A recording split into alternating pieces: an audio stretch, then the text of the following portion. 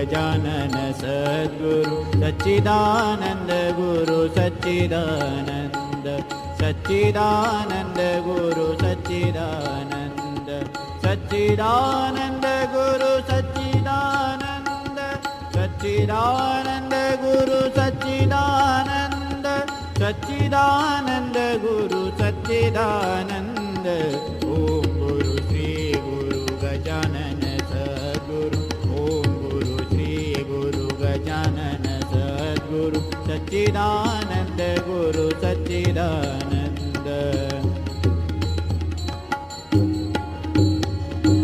सच्चिदानंद गुरु सच्चिदानंद सच्चिदानंद गुरु सच्चिदानंद सच्चिदानंद गुरु सच्चिदानंद ओम गुरु श्री गुरु गजानन सद्गुरु ओम गुरु श्री गुरु गजानन सद्गुरु सच्चिदानंद गुरु सच्चिदानंद सच्चिदानंद गुरु सच्चिदानंद सच्चिदानंद गुरु सच्चिदानंद सच्चिदानंद गुरु सच्चिदानंद सच्चिदानंद गुरु सच्चिदानंद ओम गुरु श्री गुरु गजानन सद्गुरु ओम गुरु श्री गुरु गजानन सद्गुरु सच्चिदानंद गुरु सच्चिदानंद सच्चिदानंद गुरु सच्चिदानंद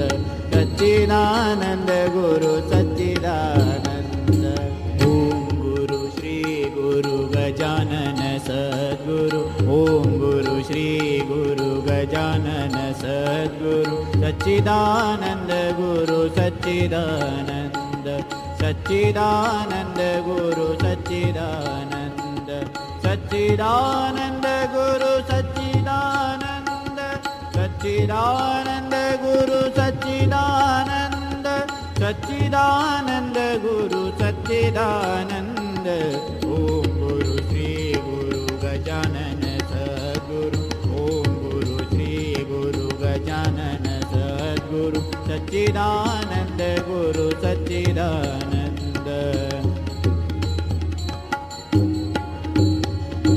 सच्चिदानंद गुरु सच्चिदानंद सच्चिदानंद गुरु सच्चिदानंद सच्चिदानंद गुरु सच्चिदानंद ओम गुरु श्री गुरु गजानन सद्गुरु ओम गुरु श्री गुरु गजानन सद्गुरु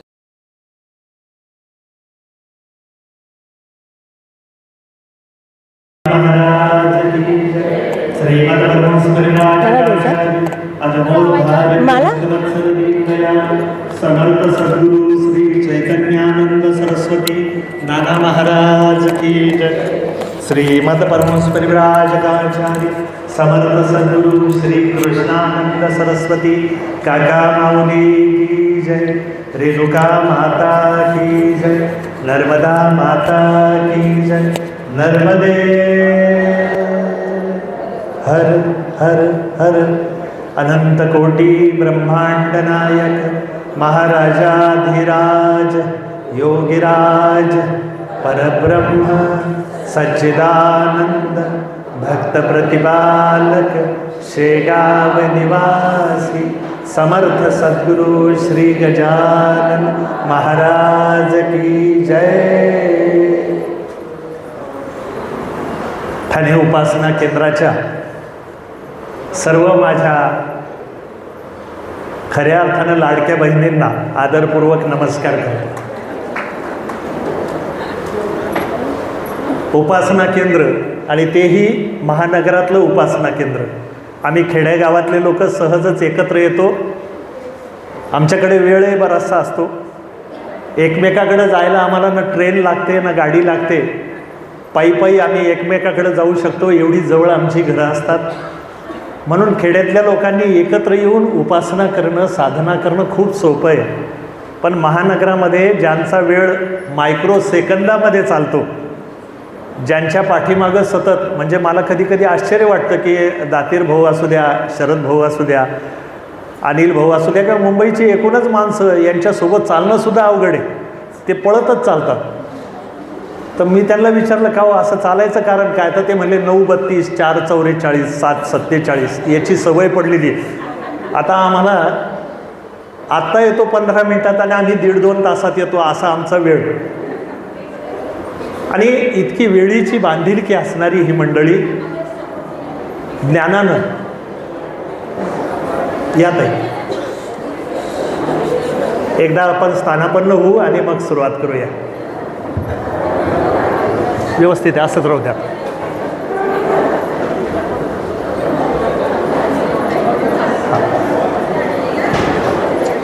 ही एवढी व्यस्त असणारी मंडळी, परंतु महाराजांच्या आस्थेसाठी, महाराजांच्या प्रेमापोटी, महाराजांच्या बांधिलकीतून जेव्हा एकत्र येते, किटी पार्टी, BC किंवा आणखी काही गोष्टीसाठी एकत्र येणारी शहरी मंडळी आम्ही पाहिलेली होती, पण उपासनेसाठी एकत्र येणारी मंडळी ही विरळी आहे. आणि अशा जाणकार लोकांसमोर, अशा जाणकार माऊल्यांसमोर बोलायचा योग महाराजांनी आज आणलेला आहे. कधी कधी महाराज खूप परीक्षा घेतात. त्यांच्याच गावात येऊन इतके, ही जी मंडळी आहे उच्च विद्याभूषित मंडळी आहे, त्याचबरोबर चांगल्या पदावरती काम करणारी मंडळी आहे, मला जाणीव आहे नम्रतेनं. परंतु ही सगळी मंडळी कोड कौतुकानं एका सामान्य माणसाला इथं व्यासपीठावर बसवतात. खरं म्हणजे ताई, तुम्ही परिचय करून देत असताना माझ्याच घशाला कोरड पडली होती की एवढं काही सांगताय, कसं काय व्हायचं आपलं. पण खरं सांगू, त्याच्या भरोश्यावर बसलं की तो सांभाळून घेतो. नाव झालं तर तुमचं आणि नाही झालं तरी ते तुमचं. त्यामुळं मला काही त्याच्याशी घेणं देणं उरत नाही. दरवर्षी लांबून आपलं दर्शन होत असतं. उपासना केंद्राचा अत्यंत सुंदर उपक्रम आहे की त्यांनी आम्हाला किती किती लोकांपर्यंत नेऊन पोहोचवलं. त्यांचे कमेंट्स येतात त्यावेळेस लक्षात येतं की अरे लोक किती आत्मीयतापूर्वक ऐकतात. आणि आपला हा जो उपक्रम आहे ना, मी आपला का म्हणतो कारण त्या उपक्रमाशी मी पण जोडलेला आहे म्हणून. तो आपला उपक्रम लोकांना एवढा भावतो. आणि यावर्षी तर कमालच केली. त्यांनी सांगितलं की संत चरित्र सांगायचे. मी सहजच दातीर साहेबांना बोललो की मी थोडासा स्वार्थी माणूस आहे, 21च्या 21 चरित्र मला मिळतील का? खरं म्हणजे कुठलाही संत हा आपल्याला परका नाही. एक दिवस माझे सद्गुरू फार प्रसन्नतेनं मला म्हणतात, सोयगावकर तुला काहीतरी द्यायचं आहे, माग. सद्गुरू प्रसन्न झाल्यानंतर काय मागायचं? कल्पतरू माझे सद्गुरू परी भलतेनं मागी, अरे माझ्या मना. कल्पतरूच्या खाली बसून भलतं मागून चालणार नाही. म्हणून मी हात जोडून त्यांना म्हणतो, काका माऊली मी काहीतरी मागेल. तुझे अमृताचे देणे आम्ही मागतो फुटाने, आम्ही फुटाने मागणार, तू अमृताचा कैवारी आहे. गोंदवलेकर महाराज तर कंटाळून म्हणतात, अरे आम्ही केशर कस्तुरी घेऊन बसलो पण तुम्हाला हिंग जिऱ्याशिवाय काही मागायचंच नाही करे. म्हणून थोडंसं सावध झालो त्यांच्याच कृपेनं आणि त्यांना म्हटलं तुम्हाला योग्य वाटेल ते तुम्ही द्या. ते म्हटले तरी तू माग. नाही म्हटलं माऊली तुम्ही जे देताल ना तेच योग्य. देऊ म्हटले.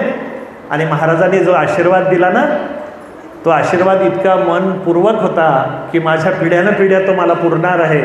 महाराज म्हटले, संतांच्या कथा तोंड भरून आयुष्यभर सांगत राहशील, हा माझा तुला आशीर्वाद. यापेक्षा काय मिळावं? आणि तोच आशीर्वाद आज इथपर्यंत शेगाव नगरीमध्ये आपल्यासारख्या महानुभावांच्या समोर मला घेऊन येतो. एरवी माझ्याजवळ काय आहे? मी न करी त्याची कथा, परी तोची होय बुखी वक्ता, ऐसिया बलात्कारे बोलविता, काय म्या करावे. उष्ट्या पत्रावळी करून या गोळा, दाविला असे कळा विद्वत्ताच्या. याच्या त्याच्या दारासमोरच्या पत्रावळी उचलून आणाव्या आणि लोकांना सांगावं हे सहस्र भोजन आपल्याकडचं. असं तो खोटेपणा होईल. म्हणून हे त्याचं आहे, त्याच्या चरणी पहिल्यांदा ठेवतो म्हणजे मी मोकळा होतो. कारण मी इतका उघडलेलो या खुर्चीवर. खुर्ची प्रशस्त आहे, खुर्ची अतिशय प्रशस्त आहे. काही काही ठिकाणी छोट्या खुर्च्या असतात, तो भाग वेगळा. आता माझ्यासारखा नाही म्हटलं तरी 100ला वजनानं म्हणतो मी पोहोचलेल्या माणसाला एवढी प्रशस्त खुर्चीसुद्धा अवघडून टाकते. कारण खरं सांगू, त्याच्या पायाशी बसण्यात जो आनंद आहे ना, तो डोक्यावर बसण्यात नाही. पण कधी कधी असं असतं की बहीण आणि लेक या दोन गोष्टी अशा आहेत, त्यांनी हट्ट केला की गुपचूप बसायचं असतं. त्यांनी सांगितलं नाही तुम्हाला खाली बसता येणार नाही, वर बसा गुपचूप. गुपचूप हा शब्द अधोरेखित केल्यावर गुपचूपच बसलो. असू द्या, आपल्या विषयाकडे येतो. आज मला सुंदर असा विषय दिला भाऊंनी. ते म्हणले की आळंदीमध्ये आपला कार्यक्रम झाला आणि तिथं आपण गजानन महाराजांचं चरित्र सांगितलं. आमची अशी इच्छा आहे की आज आपल्या माहेरामध्ये श्री संत गजानन महाराजांच्या या पवित्र नगरीमध्ये आज आपल्याला आळंदीचं दर्शन घडवायचं आहे. केवढी मोठी जबाबदारी आहे, पण त्यांच्या कृपेनं ती पूर्ण करायची आहे. म्हणून हात जोडून तुम्हाला विनंती करतो की चला, एक सुंदर पूजा आपल्या शास्त्रानं आपल्याला दिलेली आहे आणि त्या पूजेचं नाव आहे मानस पूजा. त्या मानस पूजेमध्ये पदरचं काही लागत नाही. धूप, दीप, अर्गजा, अत्तर, गंध, प्रसाद, नैवेद्य, इतर अलंकार, सुंदर वस्त्र, या सगळ्या कशाची गरज नसती. बस डोळे मिटावे, अंतःकरणपूर्वक त्यांची आराधना करावी, त्यांचं आवाहन करावं. या विश्वामध्ये रमलेल्या त्या चराचरामध्ये असणाऱ्या माझ्या माऊलीला आवाहन करावं आणि त्यांना म्हणावं, माऊली माझं बोट धरा आणि मला तुमच्या त्या पवित्र नगरीमध्ये घेऊन चला. संत श्री गुलाबराव महाराजांचा एक सुंदर अभंग आहे. संत कसे बोलतात पहा. गुलाबराव महाराज हे मधुरा भक्तीचे अर्धवायू आहे आणि श्रीकृष्ण भक्ती त्यांची तर विलक्षणच आहे. त्या गुलाबराव महाराजांनी स्वतःला ज्ञानेश कन्या नव्हे, ते ज्ञानेशांची कन्या आहेचच. गुलाबराव महाराज आपल्या आईकडे तक्रार घेऊन चाललेले. कोणाची तक्रार? श्रीकृष्णाची तक्रार घेऊन चाललेले आहे. आणि ते गुलाबराव महाराज आपल्या आईकडे निरोप पाठवता. ऐक तू एवढे चंदन पाखरा. चंदन पाखरा किती सुंदर. आतापर्यंत पक्ष्यांचे वेगवेगळे नावं ऐकले असतील तुम्ही, पण गुलाबराव महाराजांचं जे पाखरू आहे ते चंदन पाखरू आहे. आणि ते चंदन पाखराला सांगतात की बाबा माझ्या माहेरी जा. पुण्याहून 10 कोस माझं माहेर आहे. पुसत वाटेत जाय तिथे. कोणालाही विचार, अरे चालत्या माणसालाच काय, पशुपक्ष्याला, निव्वळ किंबहुना वाऱ्याला, अग्नीला, चराचराला, निसर्गाला जरी तू विचारलंस की माऊलीचा रस्ता कुठे आहे, ते सांगतील एष पंथा एतेत कर्महा. हाच रस्ता आहे आणि त्या रस्त्यानं तू जाय आणि मग तुला तिथं सोन्याचा पिंपळ दिसल. बघा काय सुंदर आहे. माहेराचं वर्णन करावं ना ते माता भगिनींनी, बाकी कोणी नाही. जगामधलं सगळ्यात सुंदर ठिकाण जर कुठलं असेल तर ते माहेर. त्याच माहेरात बसून आज आपण त्या माहेराचा आनंद घेतोय, माऊलीच्या पायाशी बसलेला. पुसत वाटेत जाय तिथे दुरून लक्षीजे सोन्याचा पिंपळ. अरे तुला माझ्या ज्ञानोबांचा सोन्याचा पिंपळ दिसल, तयाची मुळी बैसी आळू माळू. त्याच्या मुळाशी जाय आणि थोडा वेळ इकडच्या तिकडच्या गप्पा केल्यास, एकदम गेल्या गेल्या सांगू नकोस. आळू माळू म्हणजे थोडंसं तिथं बैस, जरा निवांत हो आणि मग सांग की तुझी या कन्येस सासुरवास मोठा. माय तुझ्या लेकीला प्रचंड सासुरवास आहे. काय सासुरवास आहे? तर ते सांगतात की या श्रीकृष्णाच्या ज्या नारी आहे, ज्या माझ्या सखी आहे, स्वतःला ते श्रीकृष्णाची पत्नी समजवतात. त्याच्यामध्ये मा राधेपासून तर सगळ्या ज्या नारी आहेत ना, त्या एकापेक्षा एक गुणी आहेत. त्यांच्या सौंदर्याची बातमी, त्यांच्या सौंदर्याचं वर्णन मी काय करू. त्या एकीपेक्षा एक सुंदर आहे. एकीपेक्षा एकीकडे अत्यंत गुणाची खाण आहे. माझ्या कर्षणात इति कृष्ण, जो जगाला आकर्षून घेतो त्या श्रीकृष्णाला आकर्षून घेण्याची शक्ती त्यांच्यामध्ये आहे. त्यामुळं तो काय करतो, या सगळ्यांना वेळ देतो. पण मी अशी, गुलाबराव महाराज स्वतःला सांगतात की मी अशी आहे ना, माझं रूप आहे, नाही रूप नाही ज्ञान. माझ्याजवळ ना रूप आहे ना ज्ञान आहे, ना माझा काही कुळ फार मोठं आहे.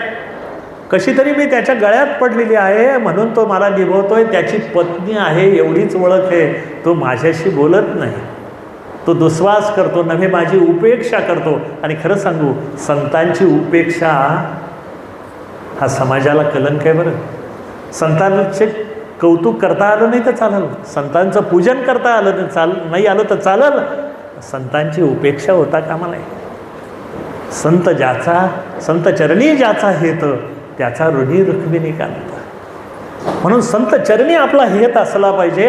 संतांची उपेक्षा कधी होता कामा नये. आणि तो माझा जो पती आहे श्रीकृष्ण, तो माझी प्रचंड उपेक्षा करतो आणि माझ्याकडे तो पाहतच नाही, मला वेळ देत नाही. त्यातही दोन्ही डोळ्यांनी दिसत नाही, त्यामुळं मला माझी अडचण झालेली आहे. आणि तू काय कर, हे सगळं जे आहे ते माझ्या आईला सांग. तिच्या पोटाशी खूप मोठा कळवळ आहे आणि मग माझी माय कंबर कसल. खरं सांगू, घरातली परिस्थिती किती बिघटू द्या, किती संकट येऊ द्या, कितीही अडचणीचा प्रश्न येऊ द्या, एकदा का कंबर कसली आणि थोड्याशा बांगड्या वर केल्या ना की घरामधली माऊली ती परिस्थिती कव्हर करेपर्यंत मागं हटत नाही. ही शक्ती माऊलीला दिलेली आहे. मृदू कुसुमादपी वज्रादपी कठोर लिहून ठेवलेलं आहे. फुलांसारखी कवळी आहे माझी माय, पण वेळ आली ना, प्रसंग जर आला ना, तर ती जिजाऊ होऊन पुढं उभे राहते आणि या महाराष्ट्रावरचं सगळं संकट असं पाहता पाहता हकलून टाकते. मृदू कुसुमादपी वज्रादपी कठोर. तिला जाऊन सांग, कुणाला, माझ्या आईला, की तुझ्या कन्येला सासुरवास आहे, जरा लक्ष दे. आणि मग माझी माय ज्ञानाबाई जेव्हा रागावेल, खरं म्हणजे ज्ञानाबाई कधी रागवणार आहे का? एकदाच रागवली आयुष्यामध्ये. आणि माझ्या मुक्ताईने तिला असं शांत केलं की माऊली पदापर्यंत ती जाऊन पोहोचली. एका जन्माची असते ती आई आणि जन्मजन्मांतराची असते ती माऊली.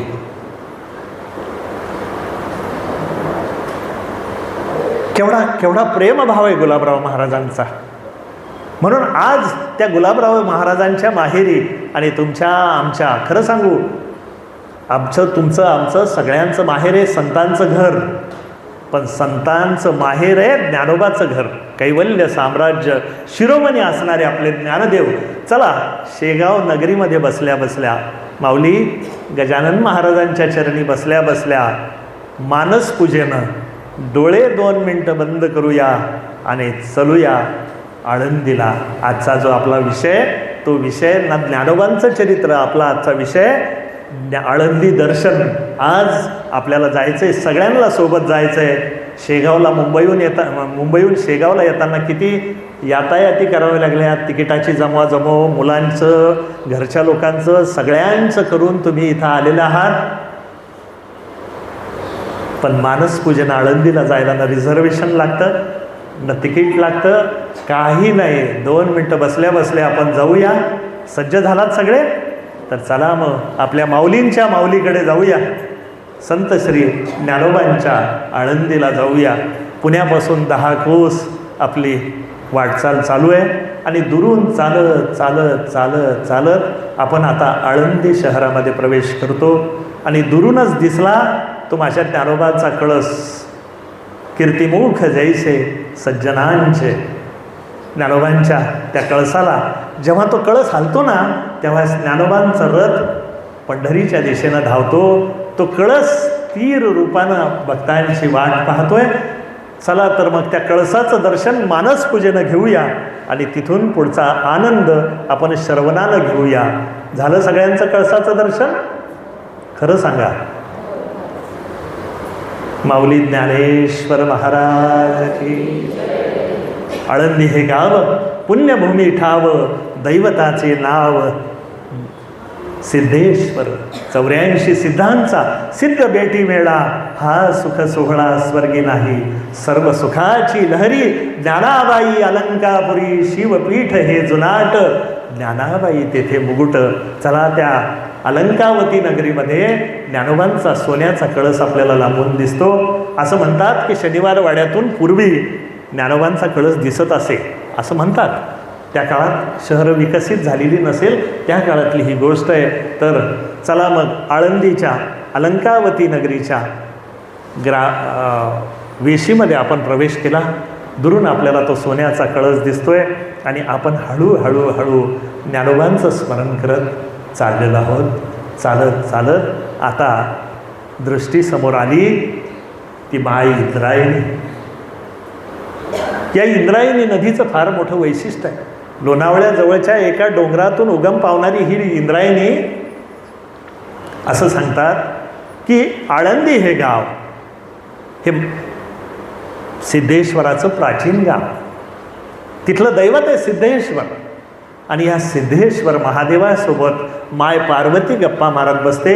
आणि त्यांच्या गप्पा चालू असताना, त्यांचं चिंतन चालू असताना अचानक इंद्र तेथे येतो. दैवतामध्ये सुद्धा असे काही दैवत आहे की विनाकारण काही ना काही गोष्टी करत असतात. असे लोक लागतात, म्हणजे ते अध्यात्मात पण असतात, सामान्य घरातही असतात आणि देवामध्ये पण असतात की जे काही ना काही कुटाने करत असतात. उपासना केंद्रात चाललो म्हणजे सगळे चांगलं म्हणतील असं आहे का मुद्रत आहे? काही ना काही असतात तसे, पण तसे लोक असावे. कशासाठी असावे? आपलं पाप फुकट धुण्यासाठी देवानं केलेली ती योजना आहे.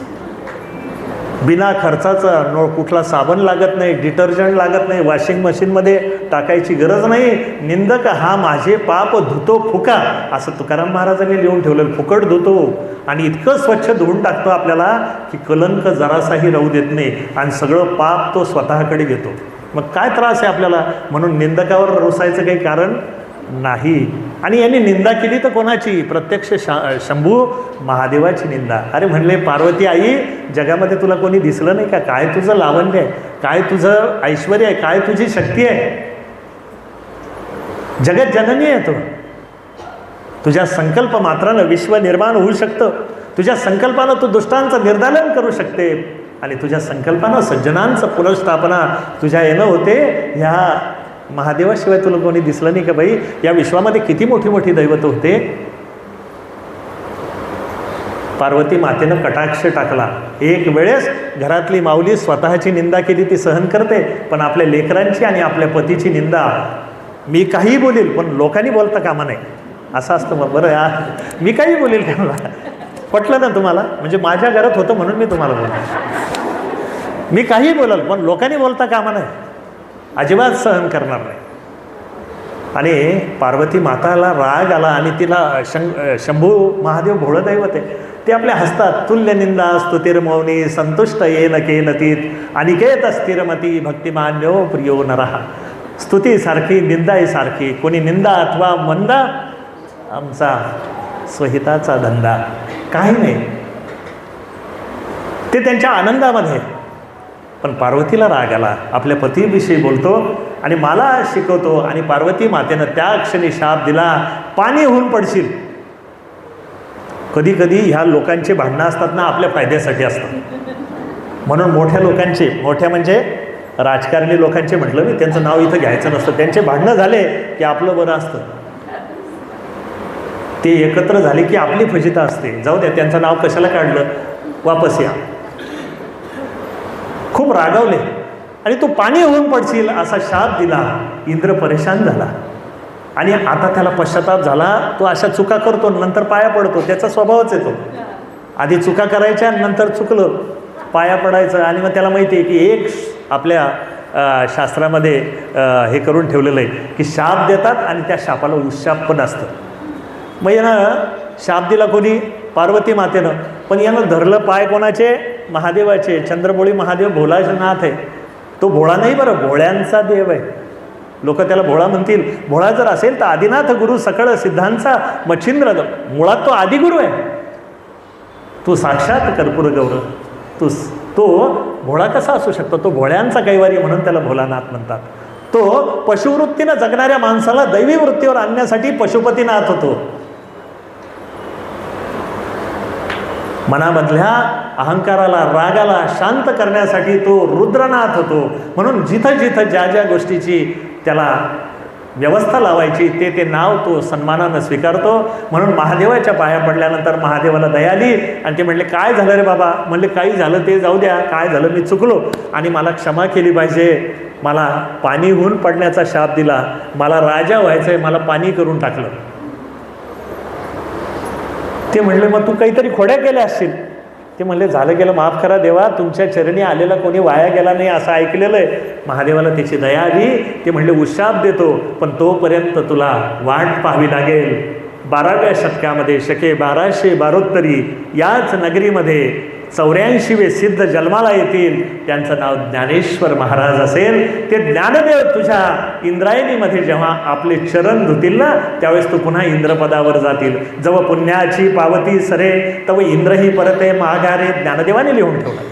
पुण्याची पावती संपली की इंद्रपद जातं आणि पुन्हा तो खाली येतो. त्याचं संपलं होतं, पण ज्ञानदेवांची चरण धूळ लागली आणि पुन्हा तो इंद्रपदावर गेला. अपिचस्सु दुराचारो साधू भवती आत्मना. वाईटातल्या वाईट माणसाला साधू बनवण्याची ताकद ही संतांच्या चरणामध्ये. म्हणून संत चरणी ज्याचा हेत त्याचा ऋणी रुक्मिणी कांत. म्हणून बाकी काही येत नाही, ज्ञान नाही, काही नसू द्या, नाही ज्ञान नाही भक्ती, खरी खुरी ही श्रीपती. ऐसी माझी शोचनीय परिस्थिती झाली आहे पांडुरंगा. ही जाणीव ज्या क्षणी माणसाला होते त्या क्षणी आपल्याला संतांचे पाय दिसू लागतात. लोक संतांच्या कड्यावर बसायचा प्रयत्न करतात, काही लोक संतांच्या डोक्यावरही बसायचा प्रयत्न करतात, पण असे लोक फटके खाऊन पळून जातात. हे या शेगाव नगरीनं पाहिलेलं आहे. म्हणून संतांच्या पायाशीच असावं, संतांच्या चरणीच असावं. एक दिवस येईल की ज्ञानदेव तुझ्या इंद्रायणीमध्ये येतील, त्यांचे चरण या तुझ्या पाण्याला होतील आणि तू पुन्हा इंद्रपदाला लागशील. ती पवित्र इंद्रायणी, ज्या इंद्रायणीच्या तीरावर माझे ज्ञानोबा आणि तुकोबा निवांत बसलेले आहे. त्याच इंद्रायणीनं तुकोबाला सदेह वैकुंठाला जाताना पाहिलेलं आहे. त्याच इंद्रायणीनं महाराष्ट्रातले सगळे वैभव, सगळी संत मंडळी, साक्षात भगवंतसुद्धा त्या इंद्रायणीच्या पात्रातून येऊन ज्ञानोबाला भेटलेलं पाहिलेलं आहे. म्हणून त्या इंद्रायणीला वंदन करायचं. इंद्रायणी पवित्र नदी आहे म्हणून ना, तर तिला वंदन आहेच आहे. गम्यते प्राप्यते भगवत पदम येन सा गंगा. सहज जी भगवत पदापर्यंत घेऊन जाते तिलाच तर गंगा म्हणतात. त्या इंद्रायणीला नमस्कार एवढ्या करता की त्याच इंद्रायणीतून महाराष्ट्रातली सगळी संत मंडळी मोठ्या भक्तिभावानं आपली स्नान संध्यादी कर्म करून ज्ञानदेवांजवळ सुशीरभूत होऊन जातात. म्हणून पहिल्यांदा नमस्कार केला तो त्या कळसाला. खरं म्हणजे एक नमस्कार आपला, खरं सांगू का, माझी कुठलीही तयारी नाही, त्यामुळे जसं वाटेल तुम्ही ऐकून घ्या आणि जसं वाटेल तसं मी पण बोलणार आहे. कदाचित ज्ञानदेवांना पाहिलेलं एखादा वडाचं झाड त्या काळात असेल रस्त्यामध्ये, आपल्याला माहिती नाही, कारण सगळ्यात दीर्घायुष्य झाड आहे वडाचं, सगळ्यात दीर्घायुष्य झाड आहे पिंपळाचं. कदाचित एखाद्या वडा पिंपळानं ज्ञानदेवांना प्रत्यक्ष पाहिलं असेल. अशीही झाडं कुठं असतील. अजूनही त्या आळंदीच्या परिसरात ज्ञानोबांच्या पायाला लागलेली पदरव कुठंतरी असेल. त्या पदरवीला माथ्यावरती धरत धरत आपण माता इंद्रायणीचं दर्शन घेतो आणि ते दर्शन घेऊन आपण चालत चालत चालत आता देववाड्यामध्ये चाललेलं आहे. सहजासहजी माणसाचा देव होणं हे केवळ आणि केवळ भारतामध्ये शक्य आहे. बाकीच्या धर्मांचे देव आकाशातच आहे, पण एक तुमचा माझा वैदिक धर्म आहे की ते चालते ज्ञानाचे बिंब, तयांचे अवयव ते सुखाचे कोंब, येर माणूस बनते भांब लौकिक भागो. ते तुमच्या माझ्यासारखे दिसतात, तुमच्या माझ्यासारखे चालतात, पण ते तुमच्या माझ्यासारखे असतात का? ते पलीकडचे असतात. पण मार्ग दावून गेले आधी दयानिधी संत ते तुम्हाला मला मार्ग दाखवण्यासाठी आलेले असतात.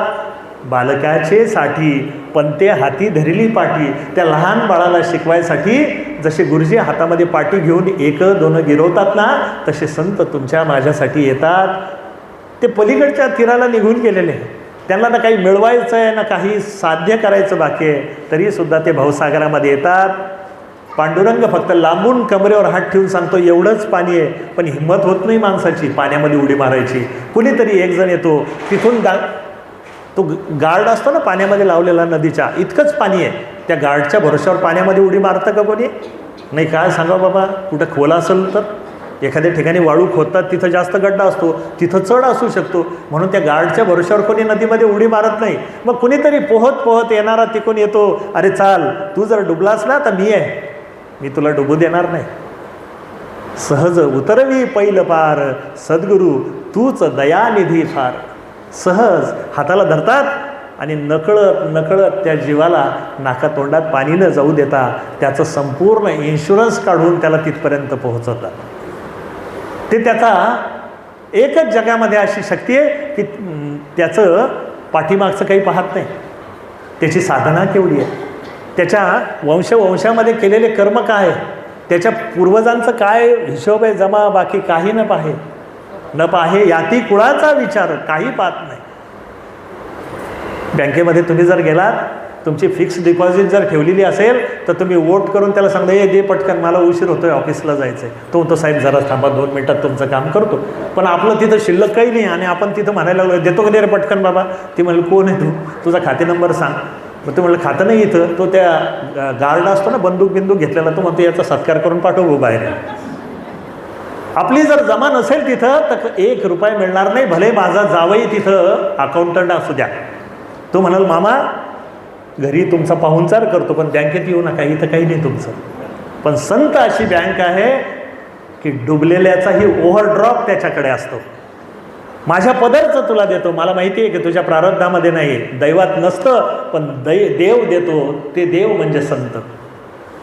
दैवात नसतं आपल्या. कितीतरी मोठे मोठे आजारातून उठलेली माणसं इथं बसलेली, प्रसन्न आहे. कोण आहे, कुठला डॉक्टर आहे, वैद्य तोच आहे गजानन.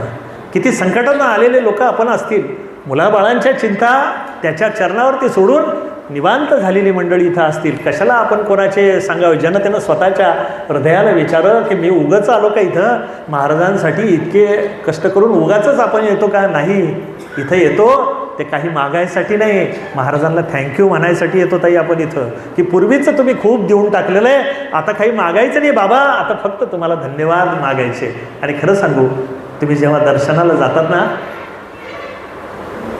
महाराजांच्या त्या भुयारामध्ये आपण जातो, काही नाही, महाराजांजवळ एक लंगोटीची पण गरज नाही त्यांना. पण ज्याच्या दाराशी लाखो लोक हातामध्ये थाळी घेऊन पाहे प्रसादाची वाट, द्यावे धुवून या ताट, शेष उरला तो सेविनं. अरे उष्ट ताट धुवून जरी दिलं तरी मला ते प्रिय आहे असं म्हणून कोट्याधीशामधला कोट्याधीश आणि गरीबातला गरीब सारख्या पद्धतीनं जिथं जातो, सारखंच गंध प्रत्येकाच्या कपाळावर लावलं जातं. ते म्हणजे महाराजांचं अन्नपूर्णालय. कशासाठी जातो आपण तिथं, तर महाराजांना काहीतरी मागण्यासाठी. पण खरं सांगा, भुयारात गेल्यावर मागायची आठवण राहते का. खूप अगदी रट्टावून घरी रेल्वेमध्ये पाठ करून ठेवलेलं असतं, 140 कलम पाठ केलेले असतात. 350 माता भगिनी तर 350 धरा तुम्ही. आपल्याला हे मागायचं आहे, ते मागायचं आहे, मुलीचं लग्न झालं पाहिजे, यांचं प्रमोशन झालं पाहिजे, अमक्याची किरकिर थांबली पाहिजे, कोणाचं नाव घेणार नाही, हे सगळं मागतो आपण. पण त्या भुयारामध्ये जसं उतरतो ना, तर जसं त्याला काय म्हणतात, जामर असतं का नाही, मोबाईल टावरच बंद होऊन जातं तिथं, तसं महाराजांसमोर सगळ्या इच्छांचं जामर लावलेलं आहे, काहीच नाही. आणि वर गेल्यानंतर पायऱ्या चढताना लक्षात, अरे मागायचं राहून गेलं. स्वामी विवेकानंदांच्या जीवनातली गंमत आहे. घरी परिस्थिती खराब होती, आई आहे, श्रीमंतीतून आलेली गरीब सगळ्यात वाईट. स्वामीजींचे वडील मोठे अधिकारी होते, वकील होते, घरामध्ये सगळं चांगलं चालत होतं. परंतु परिस्थितीचा नियम असतो, न जाने जानके नाथ सवेरे क्या हो, परिस्थिती बदलत असते. आणि घरातली परिस्थिती पांगल्यानंतर स्वतःसाठी कमी पडलं, त्याचं काही वाईट वाटत नव्हतं आईला स्वामीजींच्या. पण मैं न भूका रहू और साधू भी न भूका जाए, इतना दीजिए स्वामी जामे कुटुंब समाय, मैं भी भूका ना रहू और साधू भी भूका ना जाए. ज्या दिवशी घरातून साधू उपाशी जातो ना, त्या दिवशी माणसाला क्लेश झाला पाहिजे. दातीर साहेबाला एखाद्या वेळेस विचारा तुम्ही की साधू उपाशी गेला होता काय झालं होतं, एखाद्या वेळेस विचारा. ते फारसं सांगत नाही, खोदून काढावं लागतं. काही हापशे असे असतात की तिथं जरा जास्त पंप मारावं लागतात. साधू जर उपाशी दारावून गेला ना तर क्लेश होतो अंतःकरणाला. आणि विवेकानंदांची आई त्याला सांगते, बाळा बघ ना रे, आज दारासमोर साधू आला होता पण त्याला वाढण्याची ताकद नव्हती रे, मला प्रचंड, मी उपाशी आहे त्याचं दुःख नाही, तू उपाशी राहिला त्याचाही मला त्रास नाही, पण आज दाराशी भिकारी आला, गयावया करून होता, माय काहीतरी वाढ ना. आणि मी त्याला सांगितलं तर बाबूजी माफ कर, आज मी तुला काही देऊ शकत नाही. तुझे गुरुजी एवढे मोठे आहे ना, त्यांच्याकडे जाय आणि आपल्याकरता काहीतरी मागून घेऊ. फार काही मागू नको, पोटापुरते देई विठ्ठला, लई नाही मागणं. बाबा मला काही जास्त मागायचंच नाही, थोडंसं पोटापुरते देई विठ्ठला. आणि स्वामीजी गेले, स्वामीजी असे ताड ताड चालत येताना पाहून सद्गुरू मनातलं ओळखतात, म्हणून तर त्यांना सद्गुरू म्हणायचं असतं ना. त्यांच्याजवळ काय बोलून दाखवायचं असतं का मला हे द्या ते द्या. अरे तुम्ही नाही मागितलं भुयारामध्ये तर माझ्या बावलीला कळतं ना हा कशासाठी आला. ते तथास्तु म्हणतात. अरे काय ही किरकोळ गोष्ट होऊन जाईल. उन्हाळ्यात थोडीफार गोदावरी कोरडी पडते, त्याची काय एवढं हे करायचं असतं. संपन्नतेचा येईल पुरं, येतो पुन्हा. आपण अनुभवलं का नाही ताई, खरं सांगा. सगळ्या परिस्थिती अनुभवल्या. आज त्याचं काही वैषम्य वाटायचे दिवस राहिले नाही. अरे होईल, लेकरं बाळाचे लग्न होतील, नोकऱ्याला लागतील, धंद्याला लागतील, त्यातून तुझ्यासाठी वेळ मागतोस ना, तोही तुला देईल. बऱ्याच जणांचं मागणं असतं, देवा हे सगळ्या संसारी जबाबदारी पूर्ण होऊ दे, तुझ्याकरता थोडा वेळ होऊ दे. नाही तर गंमत काय असते, त्या मुलाला खेळणं आणून दिलं, ते त्याच्या भोवतीच खेळत राहिलं तर ते खेळणं आणणारी त्याची आई किंवा वडील म्हणतात, अरे चुकलं आपलं, हे आपल्याशी बोलतच नाही ना. आतापर्यंत आपल्या मागं पुढं राहत होतं, याला चॉकलेट दिलं हे त्याच्यातच रमलं. तसं होऊ नये. त्यातून थोडासा वेळ माझ्या महाराजांजवळ राहावं. रोज संध्याकाळी कधीतरी महाराजांजवळ जावं. सगळी घरातली झोपल्यानंतर बाबा दिवसभराच्या कर्मातून वेळ नाही मिळत हो. तुमच्याही मागं भलत्या भलते कामं असतात. थोडासा वेळ आहे का तुमच्याजवळ? अरे कुठला कोणता माणूस त्याला फोन करताना आपण विचारतो वेळ आहे का, 2 मिनटं बोलू का? हे तर अनंत कोटी ब्रह्मांड नाही का ना. त्याला विचारावं बाबा थोडा 2 मिनटं माझ्याकरता वेळ आहे. पण ते म्हणतील आहे बाईस. आणि आपण त्यांच्याशी बोलावं मानस पूजेमध्ये की बाबा दिवसभर कोण कोण भक्त येतात, कुठं कुठं धावावं लागतं, कोणाकोणाच्या अडचणी तुम्ही दूर करत असता. माझी शपथ आहे बाबा, खरं सांगा आज तुम्ही जेवला का?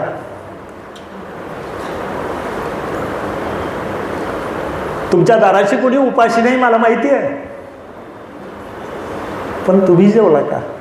घरातला करता माणूस घरामध्ये सगळ्यासाठी करतो, पण त्याच्यासाठी कुणीतरी विचारणारा पाहिजे ना. एक लेख कुणीतरी पाहिजे ना. मग तुम्ही विचारावं त्यांना, बाबा जेवलात का? पाय दुखतायत का? कधी कधी त्यांच्याशी हसून बोलावं, बाबा आज तुमच्या गालावरची खळी जरा जास्त खोल दिसते, कुणी आवडती बायजाबाई आली होती का हो? आज माझे बाबा जास्तच मला प्रसन्न दिसत आहे, तेजपुंज वाटत आहे, आज काळजीने वाटत आहे.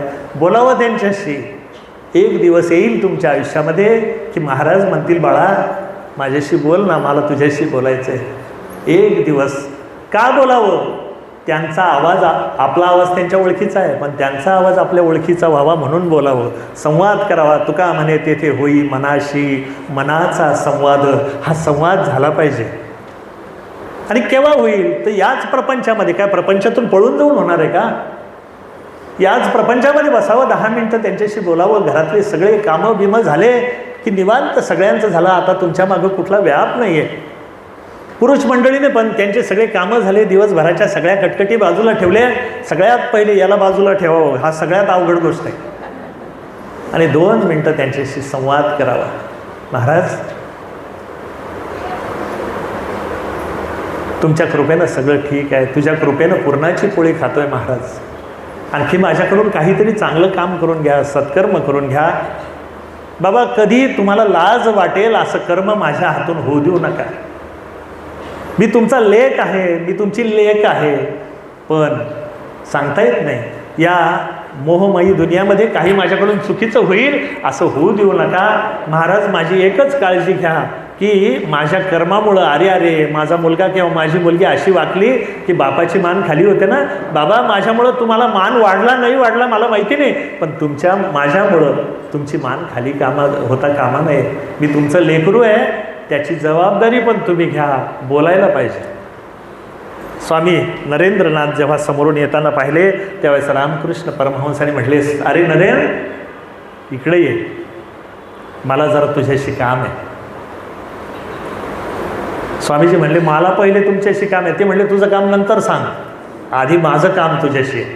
म्हणले बोला गुरुजी काय? अरे म्हणे तू नुसताच येतो, मला काही मागतच नाही. पहा उलटी बोली चालू आहे. मागायसाठी कोण गेलं होतं? बोलत जाणं एकटवचं नाहीच. हां स्वामी नरेंद्र गेले होते. पण आज गुरुजी काय म्हणतात रामकृष्ण परमहंस, अरे नरेंद्र तू मला काही मागतच नाही. अरे कोण कोण येतं, कुठले कुठले लोक येतात मागतात, पण तू का रे, माझं काही चुकलं का? ते म्हणले घ्या. यांना कसं कळलं? अरे ते मनकवले त्यांना मनातलं सगळं कळतं. तुम्ही बोलून दाखवलं तरच कळतं का? त्यांना मनातलं सगळं कळतं. म्हणले बाबा आज खरं तर मी तुमच्याकडे मागणार होतो, जाऊ दे ते जाऊ दे, आज काहीतरी माग. म्हणले मागू? म्हणे इथं नको मागू, जाय. मा कालिका आता जागृत अवस्थेमध्ये आहे. दरवाजा बंद करून घे, कोणाला जगाशी कोणाचा संपर्क नको, आतमध्ये जाय आणि जगाचं राज्य मागून घे बाळा. तथास्तु तथास्तु तथास्तु. तू मागायच्या आधी मी तुला ते मान्य करून दिलेले. पुढा स्नेह पाजारे, मागा चालती अक्षरे, शब्द पाठी अवतरे, कृपा आधी. माझे ज्ञानदेव लिहितात की सूर्य उगायच्या आधी प्रकाश जसा पडलेला असतो ना, सूर्य मागून उगवतो आणि जे सकाळी उठत असतील त्यांना माहिती आहे. उशिरा उठणाऱ्यांना ते कसं कळणार?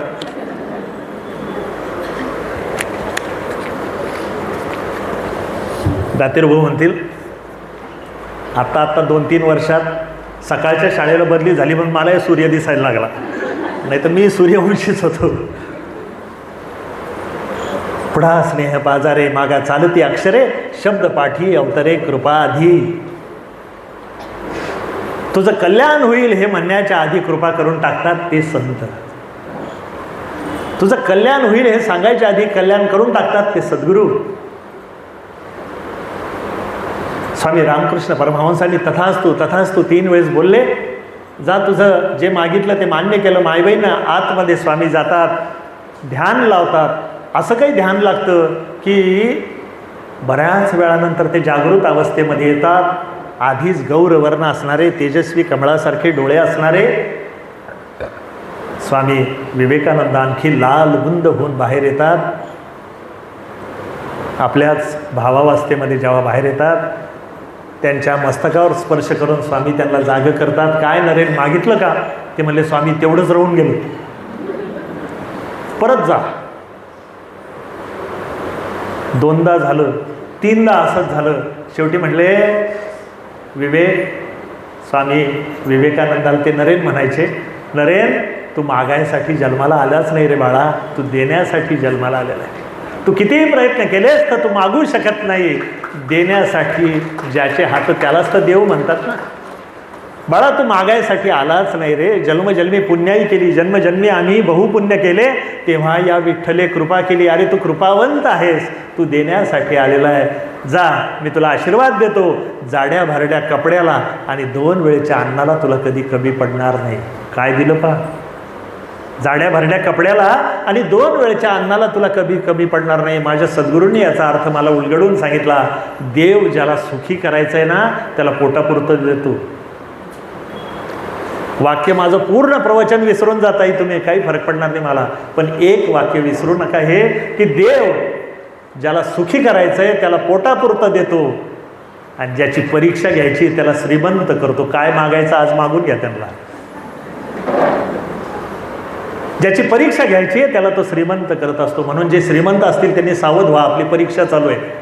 आणि ज्यांना पोटापुरतं मिळतंय त्यांनी समजा की मला सुखी करायचं आहे देवाला. न खुशी अच्छी है न गम अच्छा है, तू रख दे जिसमें वो हाल अच्छा है. ज्याही परिस्थितीत माझ्या भगवंताने मला ठेवलं ती परिस्थिती छान आहे. न खुशी अच्छी है न गम अच्छा है, तू रख दे जिसमें वो हाल अच्छा है. त्या पवित्र इंद्रायणीतून आपण वर येतो आणि आता महाद्वारासमोर आलो. ज्या महाद्वारासमोर मस्तक टेकण्यासाठी महाराष्ट्रातलेच काय विश्वामधली सगळी दैवतं तिष्ठत उभी असतात. त्या महाद्वाराजवळ यायचं आहे आणि या महाद्वारामध्ये साष्टांग नमस्कार करायचा आहे. तो कशाला? कुणी म्हणतील पायरीला. काही चूक आहे का याच्यामध्ये? तो पहिला नमस्कार आहे हैबतबुवा हरपळकरांना. नाव लक्षात ठेवा, हैबतबुवा हरपळकर. कोण आहेत हे हैबत बाबा? हे हैबत बाबा ते आहेत ज्यांनी कराल काळामध्ये, ज्या काळामध्ये पवित्र भगवा ध्वज आणि पालखी खांद्यावर दिसली की त्याची हत्या केली जात होती. रस्त्यानं रामकृष्ण हरी म्हणणं पाप झालं होतं. अशा वाईट काळामध्ये हैबतबुवांनी ही दिंडी चालू ठेवली. त्यांच्या त्या कर्तृत्वाला नमस्कार हैबत बाबांच्या. म्हणून त्या हैबत बाबांची समाधी कुठं आहे? तर तो महाद्वार जे आहे महाराजांचं, आळंदीश्वराचं, ज्ञानोबांचं महाद्वार, त्या महाद्वाराच्या पायरीशी आहे. काय समाधीची जागा आहे. एक नामदेव महाराजांनी मिळवली आणि दुसरी हैबत बाबा अर्फळकरांनी मिळवली. हैबत बाबांचं दुसरा पुरुषार्थ तुम्हाला सांगतो. जशी ही आळंदी ते पंढरपूर वारी मधल्या काळामध्ये आलेल्या संकटातून चालू ठेवायचं श्रेय त्यांच्याकडं. मला किती वाजेपर्यंत वेळ येत आहे? हां. दुसरं कर्तृत्व आहे त्या हैबत बाबांचं, ते म्हणजे जशी संत एकनाथ महाराजांनी प्रतिसिद्ध ज्ञानेश्वरी केली, त्यामधल्या वाईट गोष्टी ज्या घुसडल्या होत्या लोकांनी त्या काढून प्रतिसिद्ध ज्ञानेश्वरी केली. पण एक गोष्ट अजून राहिली होती, ती म्हणजे ज्ञानोबांची जी अभंगगाथा आहे, ती अभंगगाथेमध्ये लोकांनी आपलं पदरचं लिहावं आणि बाप रुक्मा देवी म्हणून त्याला हे करावं, असं झालं होतं मधल्या काळामध्ये. मग हैबत बुवांनी काय केलं, त्यांना ते रुचायचं नाही. माझे ज्ञानदेव असं लिहूच शकत नाही, कारण एकदा ज्ञानेश्वरी ज्ञानदेवांचं वाङ्मय वाचलं. खरं सांगू, काही लोक म्हणतील की आम्हाला ज्ञानदेवांचे शब्द, आताच ताईंचं माझं बोलणं झालं की ज्ञानदेवांचे शब्द 12व्या शतकातले आणि इतके लढिवाळ शब्द आहे. मग हे शब्द जर समजत नसेल तर काय करावं? नामदेव महाराजांनी त्याचं उत्तर लिहून ठेवलं. नामदेव महाराज लिहितात की भाव धरुणी वाचे ज्ञानेश्वरी, कृपा करी हरी तयावरी. ज्ञानेश्वरी बुद्धी धरून वाचायचा विषयच नाही. भाव धरुणी वाचे ज्ञानेश्वरी, कृपा करी हरी तयावरी. आणि एक वेळ अशी येते की शब्द आपल्याशी बोलू लागतात, शब्दांचा अर्थ आपल्याला लक्षात येऊ लागतो. कसं ते माहिती नाही. तुम्ही म्हणाल हे पटवून सांगा, नाही पटवता येणार, कारण तेवढी माझी बुद्धी नाही. पण हे होतं एवढं मात्र माझा विश्वास आहे. या हैबत बाबांनी काय करावं? एक दिवस त्यांनी माऊलीला सांगितलं, माऊली हे मला सहन होत नाही, याच्यामध्ये विक्षेप घुसलेला आहे आणि उद्या मी तुझ्या दाराशी शेगडी घेऊन बसणार आहे. ते म्हणाल काय पापड भाजणार होते का? ते खैराचे इंगळ असतात, खैर नावाचं झाड आहे, त्याचा जो लोखंड असतो ना, त्याचा जो विस्तू असतो ना, तो लोखंडाला वितळवतो, इतका कठीण असतो. ती खैराची शेगडी पेटवली, भली मोठी धड धड धड धड ती शेगडी पेटवली. ती अभंग गाथा ज्ञानोबांची समोर घेऊन बसले आणि त्यांनी काय करावं? अभंग वाचावा. अभंग वाचला की त्या शेगडीतला एक विस्तो चिमट्यानं उचलावा आणि आपल्या जिभेवर ठेवावा. चटका बसला की तो अभंग उचलायचा आणि शेगडीत टाकायचा. आणि चटका बसला नाही, त्याला मस्तकावर धारण करायचा आणि तो संकलित करायचा. आज जे ज्ञानोबांचे अभंग तुमच्या माझ्यापुढं आलेले आहे, त्या हैबत बाबांच्या शेगडीतून तावून सुलाखून आलेले. पहिलं तो गे काऊ कोकत आहे, शगुन गे माये सांगत आहे, उड उड रे काऊ तुझे सोनेने मडविनं पाहू. हे जे अभंग आहे हे कोणाच्या शेगडीतून तावून सुलाखून आलेले? हैबत बाबांच्या. मग खरं सांगा, आजपर्यंत आळंदीला गेलो आपण, हैबत बाबांचा नमस्कार केला का? पण आजपासून आम्ही जेव्हा आळंदीत जाऊ तेव्हा पहिल्या पायरीवर आम्ही साष्टांग नमस्कार करू तो हैबत बाबांना,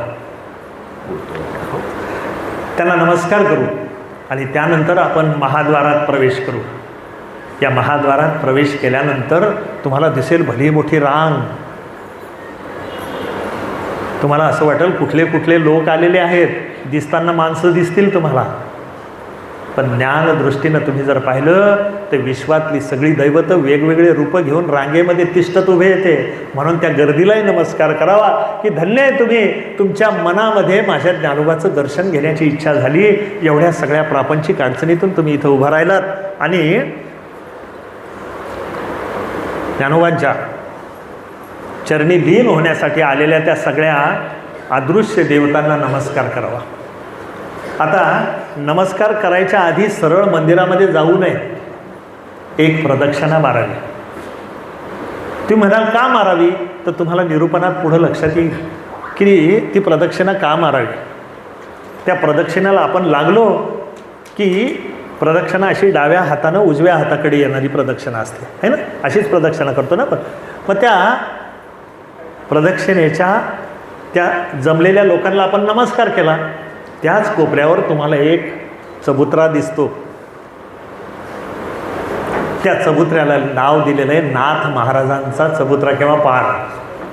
संत एकनाथ महाराज पैठणचे एका जनार्दनी स्तंभ दिला भागवत, ज्या नाथबाबांचा वारकरी संप्रदायावर, मराठी संत मांदिल्यावर एवढे मोठे उपकार आहेत. म्हणजे ज्ञानाचा एका अशी ज्यांची ओळख करून दिली जाते ते एकनाथ महाराज. त्या एकनाथ महाराजांचा पार आहे. काय पुरुषार्थ आहे एकनाथ महाराजांचा?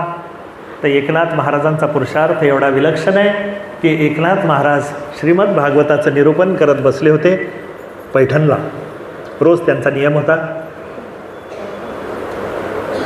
दुरून दुरून कितीतरी लोक यावे. साक्षात पांडुरंगानं त्यांच्या घरी 36 वर्ष वेगवेगळ्या रूपामध्ये सेवा करावी. उद्या दत्त जयंती आहे, त्या दत्ताने साक्षात दारावरती द्वारपालाचं काम करावं. तेव्हा अशा नाथबाबांचं निरूपन चालू होतं. काय भाग्यवंत मंडळी असतील ना, जे त्यांच्या श्रवणासाठी पुढं बसलेले असतील, की श्रवणेच होई जिव्हा एकमेका बोले, अशा त्या अमृत रसाच्या पारण्यामध्ये जे बसलेले असतील ना, खरंच भाग्यवंत आहे. मला तर खरं त्या लोकांच्या दाराशी माधुकरी जाऊन वागावी वाटते की बाबा रे, तुमच्याकडे या संत कृपेचं फार मोठं दान मिळालेलं आहे, थोडंसं त्यातलं आम्हाला द्या. म्हणून ओम भवती भिक्षांदेही म्हणून त्या पुण्यवंत लोकांच्या दारासमोर जावं आणि तिथं माधुकरी मागावी वाटते त्या सगळ्या पुण्यशील लोकांकडे की ज्यांना तुम्हाला हे कृपेचं दान मिळालं. निरूपण सांगत असताना नाथबाबांच्या गळ्यामध्ये थोडासा त्रास जाणवतो. संत ऐसे जाना जे देही उदास गेले आशापास सोडून या. ते देहाविषयी उदास असतात. हे जरी असलं तरी मनुष्य देहाचे ने साधने सच्चिदानंद पदवी घेणे एवढा अधिकार नारायणे दिला असे, म्हणून शरीराकडे दुर्लक्षही करून चालणार नाही. गेले काही दिवस घशामध्ये प्रचंड त्रास होतो, गिळता येत नाही, बोलता येत नाही आणि खाता येत नाही त्याचा त्रास नाही, पण बोलता येत नाही त्याचा त्रास. कारण हे बोलणं ऐकण्यासाठी लांबून लांबून लोक येतात हो. त्यांचं समाधान करण्यासाठी देवा मला बोलता आलं पाहिजे असा ध्यास चालू झाला. रात्री नाथबाबा झोपले. पहाटे 2:30-3ला स्वप्न पडतं आणि या स्वप्नात दुसरं तिसरं कोणी नाही. माऊली ज्ञानदेव समाधी अवस्थेमध्ये बसलेले. कैवल्याचा पुतळा उतरला भुतळा, लावण्याचा जिव्हाळा ज्ञानोबा माझा, साधकाचा मायबाप दरुशने हरे ताप, सर्वाभूती सुखरूप ज्ञानोबा माझा, येऊन या नरजन्मा वाचे वदे ज्ञानेश्वर, तयाचा संसार सुखळ झाला गे माय. प्रत्यक्ष ज्ञानेश्वर माऊली आली आणि नाथबाबांच्या अंगावरून हात फिरवला. अंगावरती शहारे आले बाबांच्या. नाथबाबा स्वप्नामध्ये उठून बसतात आणि ते सांगतात, माऊली कसं येणं केलं? अरे बाळा, त्या अजान वृक्षाची मुळी गळ्याला लागली रे, त्यामुळं माझ्या ध्यानामध्ये व्यस्तता येते. कसंही कर, लवकरात लवकर निघ आणि तुझ्याशिवाय हे काम कोणी करू शकत नाही. सांप्रतच्या काळामध्ये तुझ्यासाठी तुझा अवतार जो झालेला आहे तो याचसाठी झालेला आहे. त्यामुळे तू निघ आणि माझी ही मुळी दूर कर. लौकिक अर्थानं मुळी आहे, पण प्रत्यक्ष अर्थानं काही वेगळा अर्थ आहे त्याचा. सांगताना संत वेगळा अर्थ सांगतात, पण प्रत्यक्षामध्ये खोलवर अर्थ वेगळा असतो. चांगली स्वप्न पडली की पुन्हा गोधडी घेऊन झोपायचं नसतं. हां, नाही तर आपण जाग केव्हा होतो? भूताखेताची स्वप्न हो माय व करून उठतो आणि मग जाग होतो. पण चांगली स्वप्न पडली की गोधडी झटकायची आणि ती स्वप्न पूर्ततेसाठी पुरुषार्थ करायचा असतो. नाथबाबांनी अंथरूण फेकलं. नाथबाबा उठून बसले. 2:30 वाजलेले होते आणि लगेच तयारी करायला घेतली. श्रीखंड्याला आवाज दिला. श्रीखंड्या. धावतच श्रीखंड्या येतो. बाबा रे, माझी तयारी कर. कुठं जायचं आहे बाबा? आळंदीला जायचं आहे. कुठं ही आळंदी? नाथबाबांनी त्याला सांगितलं, बाकी प्रश्न करू नको, तयारी कर. माय गिरजाईकडे नाथबाबा जातात. मी आज चाललो. कल्पना करा की तुम्ही गिरजाई आहे आणि तुमचे जे मालक आहे, यजमान आहे, ते नाथबाबा आहे. अशी कल्पना करा 2 मिनटं. आणि ते तुमच्या समोर येऊन म्हणता की मी आळंदीला चाललो. किती वाजता? सकाळी 2:30 वाजता. तर तुम्ही म्हणताल की यांच्या गोळ्या रात्रीच्या, असं काहीतरी प्रॉब्लेम झालेला दिसतो. BP ठीक आहे ना? शुगर बिगर वाढलेली आहे का ते तपासा. अचानक कसं काय तुमच्यामुळं? अरे 2:30 वाजले रात्रीचे, झोपा शांत. तुम्ही झोपा, मलाही झोपू द्या, असं आपण म्हणालो असतो का? असं मला वाटतं. हां, तुम्ही म्हणाल असं माझं म्हणणं नाही.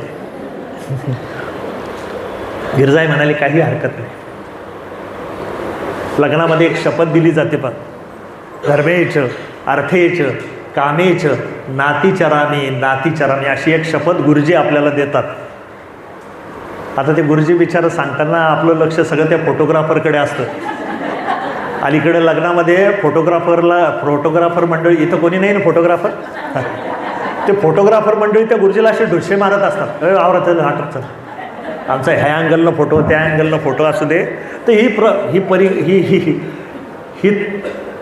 ही प्रतिज्ञा केव्हा देणार की धर्म अर्थ काम या तिन्ही पुरुषार्थामध्ये मी तुझ्यासोबत असेल, तू जे सांगशील त्याच्यासोबत तुझी अग्रणी असेल. म्हणून आपल्या धर्मामध्ये पत्नी हा शब्द आला, बायको हा शब्द आपल्या धर्मातला नाही. पत्नी या शब्दाचा अर्थ असा होतो जी पतनापासून रोखते तिला पत्नी म्हणतात, पतन होऊ देत नाही. गरज नसताना घरात आलेले पैसे कुठून आले हे विचारायची ताकद जिच्यामध्ये ती पत्नी. आणि बरं झालं आणले तर लवकर लपून ठेवते, बऱ्याच गोष्टी राहिलेल्या आहेत त्या म्हणजे अवघड आहे हे सगळं. त्याला पत्नी कसं म्हणू शकतो आपण? नाथबाबांच्या पत्नीनं काही हरकत नाही, तुम्हाला जायचं तर तिनं पटकन तयारी करून गेले आणि सूर्योदयापूर्वी नाथबाबा आळंदीच्या दिशेनं रवाना झाले. आळंदी क्षेत्र कोणालाच माहिती नाही. 250 वर्ष होऊन गेलेले समाधीला. किती वर्ष? 250 वर्ष. जिकडं तिकडं जंगल झालेलं आहे, कोणीही तिकडं जात नाही. नाथ महाराजांनी ज्ञानदृष्टीनं पाहिलं, श्रीखंड्यानं वाटतं हट्ट धरला, बाबा तुमच्यासोबत मी येणार. भक्ताची या काजासाठी देव करी काज रे. मग तो चोखोबाचं काम करू लागतो, सगळ्यांचं काम करू शकतो. कबीरासाठी शेले विणतो ना, तोच देव नाथांच्या सोबत आला. नाथबाबांसाठी घोडं घेण्यात आलं. नाथबाबा म्हणले नाही रे, हे घोडे गाडी हे सगळ्या गोष्टी लौकिकाच्या बाजूला, आपण चाललो कोणाकडे? ज्ञानदेवांकडे चाललो. आणि कोणाच्या बोलावण्याहून चाललो? माऊलीच्या बोलावण्याहून. होईल तसं पटापट कसे आले, आळंदीमध्ये येऊन पोहोचले. त्या ठिकाणावरती बरोबर श्रीखंड्या त्यांना घेऊन येतो. आता तुम्ही म्हणाल कसं काय आणलं? त्याच्या जो गुगल मॅप होतं तिथपर्यंत तो घेऊन आला. आणि नाथबाबाला तो सांगतो, बाबा आता इथपर्यंत आणून सोडलं तुम्हाला, ह्या आसपासच कुठं आहे, इथपर्यंत माझी बुद्धी चालली, आता तुम्ही तुमचं काम. नाथबाबा ध्यानामध्ये बसले. 1.25 महिना नाथ महाराजांनी तिथं अनुष्ठान केलं. 1.25 महिना नाथबाबांनी सांगून ठेवलं की जोपर्यंत मला तुम्ही मार्ग दाखवणार नाही तोपर्यंत जेवणार नाही. उपोषणाची पद्धत तेव्हापासूनच आहे बरं. 1.25 महिना ज्ञानदेवांचं अंतःकरण तिळतिळ तुटतंय. ज्ञानदेवांना उपाशी राहिलेलं कसं चालेल? कारण ज्ञानदेवांनी उपास काय असतो ते सोचलेलं आहे. तरुण वय भूक तर लागत असेल. ज्ञानदेवांचा रिवाज होता की झोळी उचलावी. 4 भावंड आहे, 4 तरुण आहे. धाकटी मुक्ताई आहे, सोपाने आहे, छोटे छोटे. दादा निवृत्ती दादांना तर भूक लागतच नाही. ते अखंड आनंदामध्ये अमृत रसाचे पारणे ज्यानं सेवन केलं तो काही चिंचवणं चाटत बसणार आहे? पण यांचं जेवण झालं पाहिजे, घरामध्ये वैश्वदेव झाला पाहिजे, देवाला नैवेद्य झाला पाहिजे. आणि भीक मागणं आणि भिक्षा मागणं याच्यामध्ये जमीन आसमानचा फरक आहे. धर्मकार्य करून, प्रपंचातून बाजूला राहून धर्मकार्य करून उदरनिर्वाहासाठी मागितले जाते ती भिक्षा. आणि काही न करता माझा प्रपंच चालावा म्हणून हात पसरला जातो, त्याला म्हणतात भीक. संतांनी कधी भीक मागितली नाही. आणि भीक मागणारे लोक संतांना कधी आवडले नाही. जयाचे ऐहिक धड नाही, तयाचे परत्र पुसितो काही. ज्याचं प्रपंचच धड नाही त्याचा परमार्थ काय होईल? माझे समर्थ रामदास सांगतात, आधी प्रपंच करी नेटका, मग परमार्थ साधी विवेका. अरे विवेकानं परमार्थ कर आणि त्यानंतर परमार्थ कर. घरी मुलं बाळं रडत असताना कसं शक्य होईल तुला? ज्ञानदेवानी जावं, त्या घरासमोर उभं राहावं, झाडाच्या खाली उभं राहावं. लक्षात घ्या केवढा विवेक आहे. चंद्र तेथे चंद्रिका, शंभू तेथे अंबिका, संत तेथे विवेका. जिथं संत आहे तिथंच विवेक आहे. आणि ज्ञानदेवानी त्या झाडाखाली जाऊन उभं राहावं. उद्देश काय? आपली सावली कोणावर पडू नये. कारण झाडाखाली उभं राहिलं तर सावली पडेल का? आपली सावली कोणाच्या अंगावर पडू नये म्हणून झाडाखाली उभं राहावं. त्या काळी प्रत्येक दारापुढं झाड लावायची पद्धत होती. आज आपली पुष्कळ इच्छा आहे, पण आपल्या फ्लॅटमध्ये कुठं झाड लावणार आपण?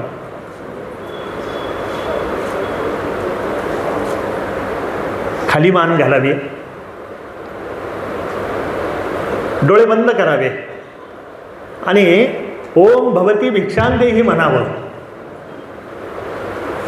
मध्यम आवाजात म्हणावं, अगदी पलीकडच्या कोपऱ्यात त्याला तिकडं कोणी असेल त्याला ऐकू जाईल असं नाही, किंवा उधारी मागितल्यासारखं नाही. मध्यम आवाजात मागावं. 10 वेळेस ओंकाराचा जप करावा. किती वेळेस?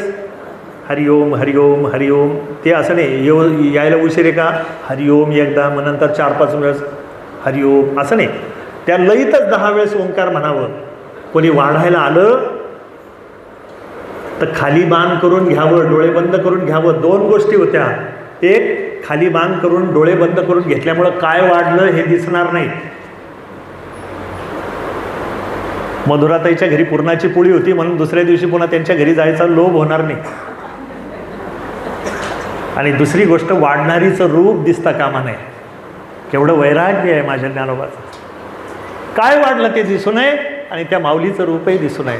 जे आहे, ज्या मायेनं वाढलं तुझं अखंड कल्याण हो. किती भाग्यवंत असेल ना ते उंबरठे. मी जे तुम्हाला म्हटलं ना, अशा दाराशी जाऊन माधुकरी मागावी की ज्या दारापुढे विश्वाचं वैभव जाऊन ओम भवती भिक्षाम. काय पुरुषार्थ असेल त्यांच्या वाडवडिलांचे, काय पुण्याई केले असेल त्यांच्या पूर्वजांनी की एक दिवस विश्वाची ही माय त्यांच्या दाराशी यावी आणि तिथं भिक्षा मागावी. काहीतरी पुरुषार्थ नक्की झाला असेल त्या घरी. एरवी संत कोणाच्या दाराशी जातात का? कुठला तरी एखादाच बंकटलाल असतो, एखादाच पितांबर असतो, एखादीच कुठली तरी बायजाबाई असते आणि एखादाच कुठला तरी पितांबर बाबा असतो ना. काय घराघरामध्ये. त्यामुळे शेगावमध्ये काय लोक कमी होते का? पण चरित्रामध्ये जेवढे लोक येतात 40, 50, 70 लोक, तेवढ्यांचेच नावं का येतात पुन्हा पुन्हा? कारण त्यांच्यामध्ये काही विशेष होतं. ज्या ज्या वेळेस संत अवतार घेतात त्यावेळेस त्यांच्या आजूबाजूची मांदियाळी पण जन्म घेते. जन्मजन्मी ही मांदियाळी त्यांच्यासोबत आहे. आणि खरं सांगू, तुम्ही आपण किड्या मुंगांच्या रूपानं कुठंतरी त्यांच्या आजूबाजूला भोंगावणाऱ्या माशा असू कदाचित, पण असू नक्की.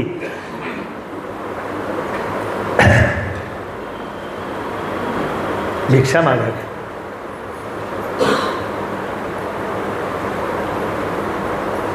नाथबाबा तिथं बसले. 1.25 महिना श्रीखंड्याचा जीव तिळतिळ तुटतो. बाबा जेवून घ्या ना. त्याने सांगितलं नाही, आता मध्ये मध्ये मला डिस्टर्ब करू नको. रात्रंदिवस सदा राहे मागे पुढे सांभाळीत आली आघात निवाराया. त्या जंगलामध्ये श्रीखंड्यारूपी भगवान माझा नाथबाबाच्या संरक्षणासाठी मागं पुढं सांभाळत उभा राहिला. 1.25 महिन्यानं तर ज्ञानदेवाने पुन्हा त्यांना स्वप्न संकेत दिला. हा जो नंदी आहे पांढरा, हा नंदी बाजूला कर, त्याच्या खाली विवर आहे आणि त्या विवरातून खाली आहे बाळा, मी तिथं बसलेलो आहे. नाथबाबा झपाटल्यासारखे गेले. 1.25 महिन्याच्या उपासानं ते गळाटले नव्हते, उलट अधिक तेजपुंज झाले होते.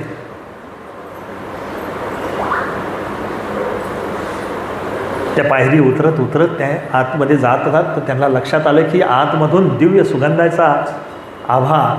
आणि जसं आपण गजानन महाराजांच्या त्या गाभाऱ्यात खाली उतरताना वाऱ्याची झुळूक येते की नाही छान, तशी आतून एक मंद सुगंधाची झुळूक त्यांच्या अंगावर आला. माझे तुकाराम महाराज लिहितात, सुटला सुखशांतीचा वारा, तेने सुख झाले या शरीरा. असा तो वारा की ज्यानं शरीराला सुख वाटावं. काही वारा असा असतो ना की आपण काचा बंद करून घेतो, नको त्रास होतो. आणि काही वारा असा असतो ना त्यानं शरीराला सुख होतं. म्हणून तो सुखशांतीचा वारा, सुटला सुखशांतीचा वारा, तेने सुख झाले या शरीरा. त्या आतून आलेल्या त्या मंद सुगंधानं नाथबाबांचं अंतःकरण हेलावतं. त्यांना आतुरता निर्माण होऊ द्याते आणि ते थोडंसं वळण घेऊन समोर गाभाऱ्यात समाधीसमोर येतात. पाहता तो काय रूप पाहता लोचनी, सुख झाले हो साजनी. अंतःकरणातून भरून आलं अष्टसात्विक भाव नाथबाबांचे प्रगट झाले. डोळ्यातून नैनी नीर लोटे, कंठी प्रगटे प्रेमज्योती, अशी नाथबाबांची अवस्था झाली. ये हृदयीचे ते हृदयी घातली, अशी नाथबाबांची अवस्था झाली. मुळातच ते प्रतिसिद्ध आहे, प्रत्युत्पन्न आहे, संत आहे नव्हे. भानुदासाचे कुळी महाविष्णूचा अवतार. एकीकडं महाविष्णूचा अवतार, सखा माझा ज्ञानेश्वर, दोन्ही एकच आहे ना. 2 पाण्याच्या लाटा एकमेकांना भेटल्या म्हणजे काय झालं, एकच आहे. आणि दोघांची भेट झाली. ये हृदयीचे ते हृदयी झाली. नाथबाबांनी पाहिलं की ज्ञानदेवांच्या समोर पंचखाद्याचा नैवेद्य ज्या दिवशी ठेवलेला होता समाधीच्या दिवशी, तो तसाच आहे. दोन्ही बाजूच्या समया दिवे तसेच आहे.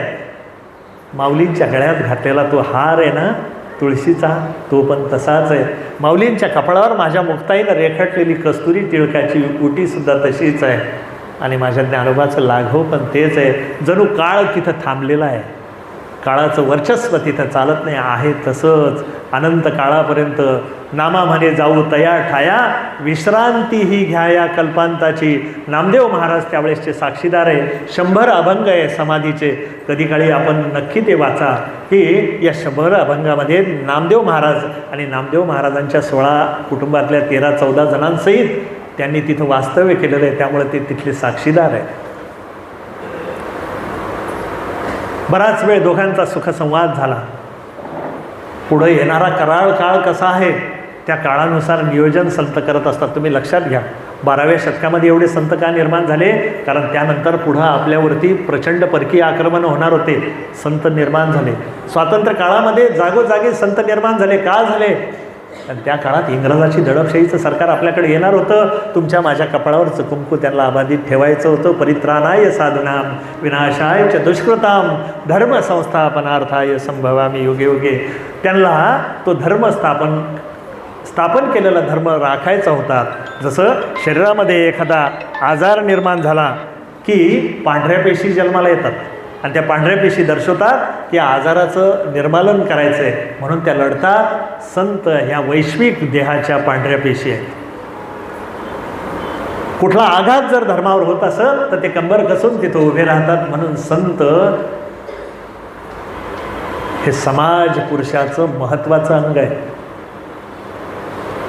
ज्ञानदेवांचा आणि नाथबाबांचा संवाद झाला आणि ज्ञानदेवाने ती मुळी बाजूला केली. कुठली होती मुळी ती? त्या ज्ञानोबामध्ये एवढं सामर्थ्य नाही की त्यांच्या संकल्प मात्रानं ती मुळी दूर झाली असती.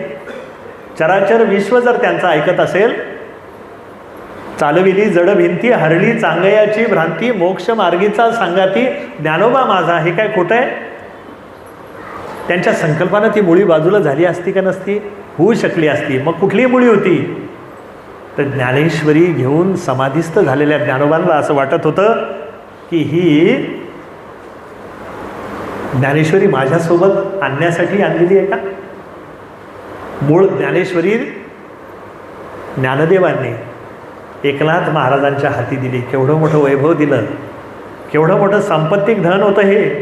पायोजी मैने रामरतन धन पायो, वस्तू अमोलिक दे मेरे सद्गुरु, खर्च न खुटे चोर न लुटे, दिन दिन बढतची पायो पायोजी मैने राम रतन धन पाय. हे वैश्विक ज्ञानाचं साम्राज्य आज ज्ञानदेवांनी एकनाथांच्या हातामध्ये, संत एकनाथ महाराजांच्या हातामध्ये सोपवलं होतं. कशासाठी? विश्वकल्याणासाठी. ज्ञानदेवांची भाषा विश्वकल्याणाची आहे. हे विश्वचे माझे घर ऐसी मती जयाची स्थिर, किंबहुना चराचर आपणची झाला.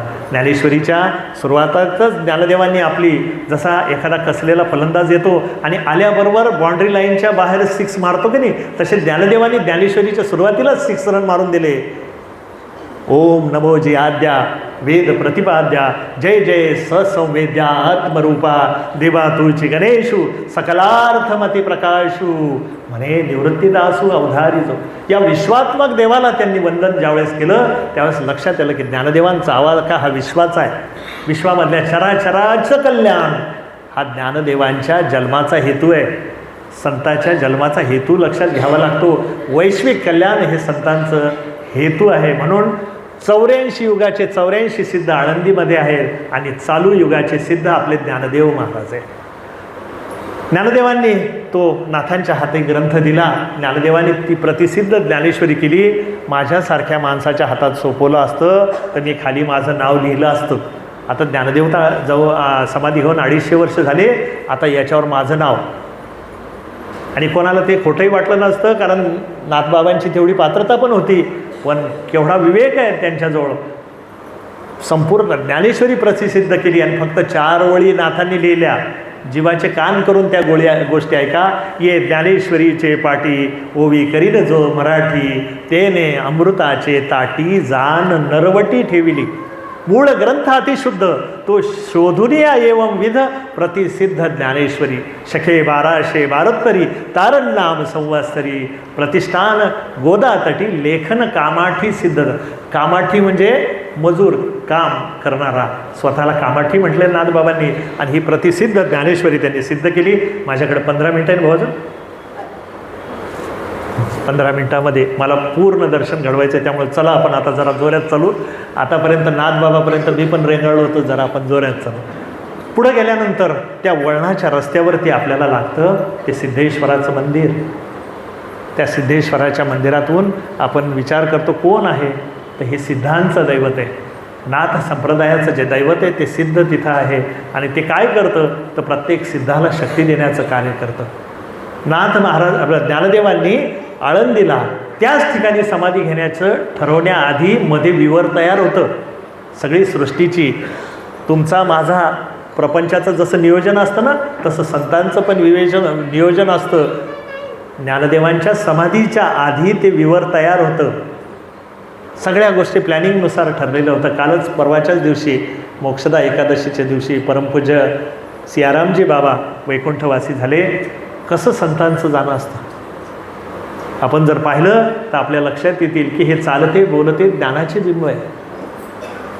ज्यांनी त्यांना पाहिलं असेल, ज्यांनी नर्मदा परिक्रमेमध्ये तेली भटियांना गेले असतील, त्यांना लक्षात येईल की ते मनुष्य देह नाहीच आहे, तो मनुष्य देह रूपी नारायण आहे तो. आणि त्यांचं हे शिव होणं म्हणजे वैश्विक कल्याणाचं परम मंगल कर्तव्य आहे. सहजासहजी बोर आठवडीतून निघावा तसा प्राण. पिकलेलं बोर जसं निघतं ना, कुठलीही आशा नाही, गेले आशा पास सोडून या, काही देणं घेणं नाही, सगळ्यांचं कल्याण व्हावं, जो जे वांछील तो ते लाहो प्राणी जात, अशी मंगल कामना करणारी ही संत. त्या सिद्धेश्वरापासून वळण घेऊन आपण येतो ते अलीकडच्या वळणावरती. तिथं आपल्याला आजान वृक्षाची बाग दिसते. जरा तिथं थांबू, तिथून पुढं जाण्याचं साहस होत नाही. तुम्हाला असं दिसेल की अनेक भक्त तिथं आजान वृक्षाखाली भाव धरुनिया वाचे ज्ञानेश्वरी ज्ञानेश्वरी वाचताना दिसतील. कित्येक जण असे आहे की जे उपोषितपणे सकाळपासून तर संध्याकाळपर्यंत उपोषित राहतात आणि वरून पडलेलं पान जेव्हा ज्ञानेश्वरीमध्ये पडेल तर ज्ञानदेवानी त्याचे ज्ञानेश्वरी वाचन स्वीकारलं असा समज नाही, तर विश्वास आहे. भवानी शंकरो वंदे श्रद्धा विश्वास रूपेनो, तो विश्वास आहे. ते पान पडलेलं पान भक्षण करायचं आणि त्या दिवशीचा उपास सुटला, बस संपलं. अशी ज्ञानेश्वरी वाचतात लोक. केवढी कृपा आहे. आणि माझ्या सद्गुरूने मला सांगितलं की ज्ञानेश्वरीमध्ये एक 18 अक्षरी मंत्र ज्ञानदेवांनी लपवून ठेवलेला आहे. त्या मंत्राचं विशिष्ट संख्येनं जर पारायण झालं किंवा आवर्तन झालं तर तो मनुष्य कुठल्याही साधनेशिवाय मोक्षप्राप्तीला जातो. ते म्हणाल पहिल्या अध्यायातलं पहिली ओळ आहे का, पहिला शब्द आहे का, आपली बुद्धी चालूच नका. मग शेवटची ओळ आहे का, मग बरोबर मधली आहे का, आपण तर्काला आपण पक्के, कारण आपल्याला शॉर्टकटमध्ये काय काय मिळेल ते पाहायचं असतं. एका अडाणी वारकऱ्याला जेव्हा ही गोष्ट मी सांगितली, तो म्हटलं भाऊ सोपं आहे, पहा अडाणी अशिक्षित वारकऱ्याजवळ हा विषय झाला आणि तो गर्दीतून उठून आला. तो म्हणला गुरुजी सोपं आहे ही गोष्ट. म्हटलं कशी रे बाबा. ते म्हणले बाकीचा काही विचारच करायचा नाही, सुरुवातीपासून तर शेवटपर्यंत ज्ञानेश्वरीचं पारायण करायचं आणि अगणित वेळेस करायचं. पाहिजे तेवढी संख्या झाली तर आपलं काम होईल, नाही झालं तर पुढच्या जन्मात पुन्हा करायचं. म्हटलं वा रे वा, खरा बुद्धिवान मनुष्य हा आहे. त्याच्यात तो शब्द येईलच ना, तो सुटेल कसा. भावधरुणी वाचे ज्ञानेश्वरी. त्या आजान वृक्षाखाली तुम्हाला वाचणारे लोक दिसतील, त्यांना वंदन करायचं आणि त्या आजान वृक्षालाही वंदन करायचं. काय आजान वृक्ष, थोडंसं मागं चला. ज्ञानदेवांच्या समाधी प्रसंगाचं कथन मी तुम्हाला करणार नाही, कारण तेवढी माझ्या शब्दामध्ये ताकद नाही. ज्ञानदेव समाधीस्थ झाले. नामदेव महाराजांनी लिहून ठेवलेलं आहे की बांधल्या पेंढीचा, पेंढी म्हणजे गवताची पेंढी असते ती, बांधल्या पेंढीचा सुटलासे आळा तृण रानमाळा झाला असे. त्या पेंढीला जो आळा म्हणजे त्याला गाठ बांधलेली असते ना गवत उडू नये म्हणून, तो तुटला. बांधल्या पेंडीचा सुटला असे आळा, तृण रानोमाळ झाले असे, ते बांधलेलं गवत सगळं उडून जायला लागलं. तैसे हे पांगले श्री निवृत्तीचे मन, तैसे हे पांगले श्री निवृत्तीचे मन, आणि करा समाधान पांडुरंगा देवा. आमच्याच्यानं समाधान होत नाही, तुम्हीच आता निवृत्तीनाथांचं समाधान करा. कारण वृत्ती रहित असताना तो निवृत्ती, जो कधीही हालत नाही त्याचं नाव निवृत्ती. पण ज्ञानदेवांच्या समाधीमध्ये जर निवृत्तीनाथांसारखे प्रज्ञावंत स्थितप्रज्ञ व्यक्ती हालतात तर तुमच्या माझ्यासारखी काय अवस्था. त्यामुळं मी समाधीचं वर्णन कधीच करत नाही, कारण तो माझ्या शब्दामध्ये ती माझ्या शब्दात तो आवाका नाही.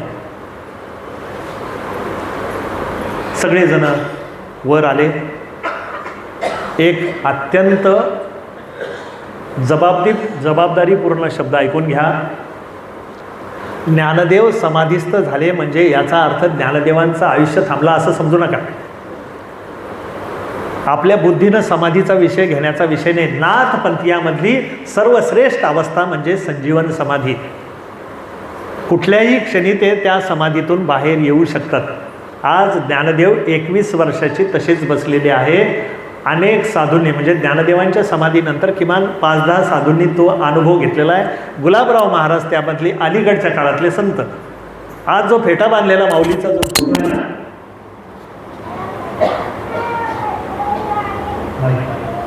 आज जो फेटा बांधलेला माऊलीचा जो फोटो आहे तो आपल्याला संत गुलाबराव महाराजांनी तिथं जाऊन किंवा त्याच्या ज्ञानदृष्टीनं असंच ना त्या ज्ञानदृष्टीनं आपल्याला दिलेला आहे. त्यामुळं समाधीचा अर्थ तसा घेऊ नका की ज्ञानदेवांचं देह तसाच आहे आणि ज्ञानदेवसुद्धा तसेच आहे. गजानन महाराजांच्या समाधीच्या वेळेस ते डोणगावकर गुरुजी सांगतात ना की हे एक दिवस काय महिने असे राहतील, कारण त्यांच्या मस्तकावरचं लोणी बघत आहे. त्यामुळं आपल्या सामान्य बुद्धीनं त्याचा तर्क करता कामा नाही. सगळेजण संत त्या काळातले वर निघाले आणि सगळ्यात शेवटी सद्गुरू निवृत्तीनाथ आणि माझी मुक्ताई, चितकला मुक्ताई, सगळ्यात शेवटी ती बाहेर निघते. कोणी कोणाला समजवायचं? मुक्ताईनं निवृत्तीनाथांना समजायचं का निवृत्तीनाथांनी मुक्ताईला समजवायचं? आज मुक्ताईनं तिच्या निवृत्तीदादाचं वेगळंच रूप पाहिलं होतं की अख्खा पहाड होता पण तो पाझरला होता. आज हो गई है पीड परभनसी पिघलनी चाहिए. डोंगरावरून डोंगर पगडल्यानंतर जशी गंगा जन्माला येते ना, तशी आज निवृत्तीदादाची अवस्था झालेली आहे.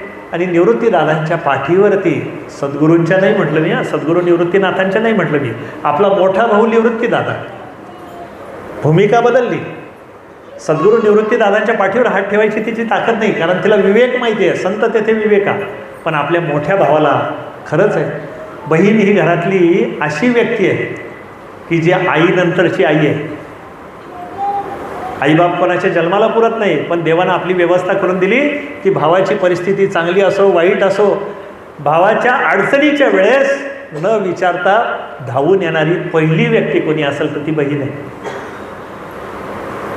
दुर्दैवानं छोट्याशा देण्या घेण्यानं, छोट्याशा व्यवहारानं आज इतकं सुंदर नातं आपण गमावून बसलो.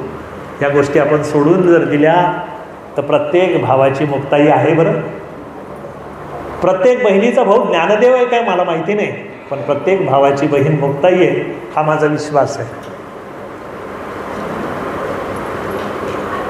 निवृत्तीदादाच्या पाठीवरती हात ठेवला. दादा चला. प्रतिकूल दुःखामध्ये जेव्हा पाठीवरती कोणाचा हात येतो ना, तर त्यावेळेस माणसाला थोडासा दिलासा मिळतो. स्वातंत्र्यवीर सावरकरांच्या चरित्रामध्ये तो हिंदू अधिकारी बाबूजी दुःखामध्ये त्यांना थोडा भात वाढा.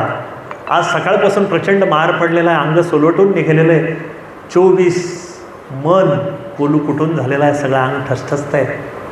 तुझं साठी जनन ते मरण, तुझं मीन मरण ते जनन, तुझं सखल चराचर शरण, अशा म्हटणाऱ्या स्वातंत्र्यवीर सावरकरांना, महाप्राज्ञ ज्यांच्या प्रतिभेपुढं जगातल्या प्रतिभावंतानं वंदन करावं अशा स्वातंत्र्यवीर सावरकरांना तो अधिकारी म्हणतो, बाबूजी सध्या दुःखामध्ये, त्यांना थोडा भात शिल्लक वाढा. त्यावेळेस स्वातंत्र्यवीर सावरकर लिहितात की त्याच्या त्या प्रचंड चापकाच्या फटक्यानं रडलो नाही, पण या माझ्या देशबंधूच्या सहानुभूतीच्या शब्दानं किंकाळी फोडून रडावं वाटलं. दूर साता समुद्रापलीकडं कोणीतरी माझी काळजी करणारं हे करणारं दिलासा देणारं आहे असं म्हणून स्वातंत्र्यवीर सावरकरांच्या त्या जन्मठेपमध्ये हा उल्लेख आहे. वाचवलं जात नाही असं ते चरित्र आहे. कधीतरी नक्की वाचा. संतांची चरित्र तर वाचा, पण ज्या देशभक्तामुळं तुम्ही आपण इथं बसलो ना, त्या क्रांतिकारकांची चरित्र आपण अवश्य वाचली पाहिजे. नाही तर माझा भगतसिंग, माझे राजगुरू, माझे सुखदेव, वासुदेव बळवंत फडके, तात्या टोपे, झाशीची राणी लक्ष्मीबाई, ही सगळी, तो बाबू गेनू 14 वर्षाचा, 12 वर्षाचा गिरीश शिरीष कुमार, ही सगळी चरित्र, कुठंतरी लुप्त झालेले माझे सुभाष बाबू, ही सगळी चरित्र तुमच्या माझ्या उपेक्षेचे बळी ठरलेले. एकदा या सगळ्या मंडळीची चरित्र आपण वाचली पाहिजे. त्यावेळेस लक्षात येईल की आपण भारतीय आहोत आणि आपण त्यांचे वंशज आहोत. कारण देवभक्तांच्या, देशभक्तांच्या दोन बाजू आहे. एका बाजूला नाणं चालत नाही. एक बाजू आहे देवभक्ताची आणि दुसरी बाजू आहे देशभक्तांची. देशभक्त तिथं सीमेवर राहतात म्हणून तुम्ही आपण हा आनंद घेऊ शकतो AC मध्ये, पंख्यामध्ये. म्हणून सियाचीनमध्ये उभा राहणारा माझा तो कुणी बंधू तो असेल किंवा ही सगळी राष्ट्रभक्त क्रांतिकारक असतील, यांचे तुमच्या माझ्यावरती उपकार आहे. म्हणून श्राद्ध कर्म करताना कुणी फक्त आपल्या वंशजाचं श्राद्ध करत असेल तर तो गुन्हा आहे. श्राद्धाचा संकल्प सोडताना या क्रांतिकारकांची नावं मनातल्या मनात घेतली पाहिजे. या राष्ट्रपुरुषांचे नावं मनात घेतले पाहिजे. जे देशासाठी लढले, ते अमर हुतात्मे झाले. हे अनामवीरा जिथे जाहला तुझा जीवनांत, दीप तिथे ना कुणी लावला पेटली न वात. त्या दिवे जिथं लागले नाही आणि जिथं माझ्या त्या भारतीय बंधूचा, शहीद बंधूचा प्राणार्पण झाला, त्या बंधूचंही नाव मी जर त्या श्राद्धामध्ये घेतलं तरच माझं श्राद्ध देव स्वीकारेल माझ्या वाडवडिलांचं. अन्यथा तो म्हणाला हा खोटा माणूस आहे. यांचे उपकार आहे आपल्यावरती. असो, मूळ विषयावर घ्या. ज्ञानदेवांनी त्या पाठीवरती निवृत्तीनाथांच्या पाठीवरती मुक्ताईनं हात ठेवला. जड अंतकरणानं निवृत्तीनाथ पायऱ्या चढून विवराच्या वर येतात. 3 पायऱ्या ओलांडेपर्यंत त्यांच्यामधला दादा सावरतो आणि आता सद्गुरू निवृत्तीनाथ विवेक धारण करून आपल्या लाडक्या शिष्य ज्ञानदेवांच्या समाधीच्या विवराशी स्वतःच्या हातानं दगडाची शिळा लावतात. जे भावाला शक्य नव्हतं, पण सद्गुरू निवृत्तीदादांना शक्य होतं म्हणून त्यांनी ती शिळा आपल्या हाताशी लावलं. पण बंधू निवृत्तीनाथांना सद्गुरू निवृत्तीदात या पदावर आणण्यासाठी कार्य कोणाचं आहे? जोरात बोला. मुक्ताईचं आहे. म्हणून एकदा मुक्ताईनं ज्ञानदेवाला सावरलं. केव्हा? जीभ दातानी चावली कुणी 32 पाडिली, तुम्ही तरुण विश्वतारा ताटी उघडा ज्ञानेश्वरा. एकदा ज्ञानदेवांना सावरलं आणि इथं मात्र निवृत्तीदादाला सावरलं. ही गोष्ट कोणी सांगत नाही बरं. आतापर्यंत ऐकली तुम्ही? निवृत्तीदादांनाही विवेक शिकवणारी माझी मुक्ताई, म्हणून मुक्ताई श्रेष्ठ आहे. म्हणून बहीण आणि भावाचं नातं असलं पाहिजे, असं पाहिजे. निवृत्तीदादा ती शिळा लावली आणि वर चढून येता येता सद्गुरू निवृत्तीदादांना असं वाटलं की माझ्या ज्ञानदादाला त्याच्या आश्रयाखाली हजारो लाखो कोट्यावधी लोक येतील, पण सगळे चांगले असतील का? कुणी त्याला त्रास देण्यासाठी येईल, कुणी अघोरी शक्तीवाला त्याच्या साधनेचा दुरुपयोग करायला येईल, त्याला साधनेचा भंग करतील. म्हणून याच्या आश्रयाला जे संत येतील, सत्प्रवृत्तीचे लोक येतील, त्यांचं कल्याण व्हावं, त्यांना सावली मिळावी. आणि जे दुष्ट येतील त्यांना दंड बसावा, त्यांचं निर्दालन करावं. म्हणून अशी एखादी शक्ती या दरवाज्यात ठेवणं शक्य आहे. म्हणून त्यांनी काय केलं? नाथपंथीयाचा एक दंड असतो कोरडा वाळलेला, तो दंड घेतला आणि तिथं रोवला. कुठं? समाधीच्या वर. त्या क्षणी त्या कोरड्या काष्टाला धुमारे फुटले. जसे माझ्या पितांबर बाबांनी कुंडलीमध्ये वाळलेल्या आंब्याला पाला फोडला ना, फोडला की नाही? कधी काळी कोंडोलीला जरूर जा.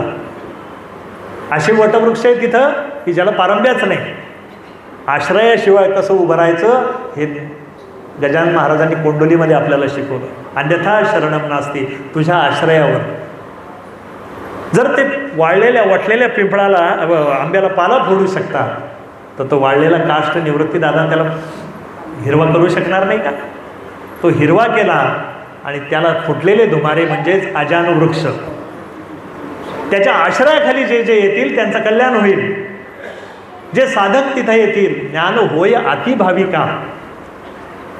पण जे वाईट कोणी येतील ना, तर मुळातच ज्ञानदेव लिहून ठेवतात की जे खळांची व्यंकटी सांडो, ज्ञानदेवांच्या पायरीशी आले की खळांची व्यंकटी सांडो, तया सत्कर्मी रती वाढो, भूता परस्परे जडो मैत्र जीवांचे. तो आजान वृक्ष म्हणजे सद्गुरू निवृत्तीदादाला वंदन आहे. म्हणून तिथं त्या आजान वृक्षाच्या पायाशी सद्गुरू निवृत्तीदादांना वंदन केलं, आपण मुक्ताईला वंदन केलं आणि या दोघांच्या मागं अदृश्य रूपानं उभ्या असणाऱ्या सोपानदेवांनाही वंदन केलं. त्या आजान वृक्षाच्या बागेतून आपण थोडं पुढं जाऊ. खरं म्हणजे वेळ मला कमी पडतोय, हरकत नाही, पण तेवढ्या वेळेतच मी संपवणार आहे. प्रत्येक संतांचा एक एक वृक्ष आहे. जसा नाथ संप्रदायाचा वृक्ष आहे आजान वृक्ष, दत्त संप्रदायामध्ये औदुंबराला मान आहे, शैव संप्रदायामध्ये बेलाला मान आहे. प्रत्येक गणपतीची पूजा, गणपतीच्या याच्यामध्ये दुर्वा आणि शमीच्या झाडाला मान आहे. श्रीकृष्णाच्या पूजनामध्ये पारिजातकाला मान आहे. तसा माझ्या गजानन महाराजांच्या त्या वडालाही मान आहे, ज्या वडाखाली आपले महाराज पहिल्यांदा प्रगट झाले.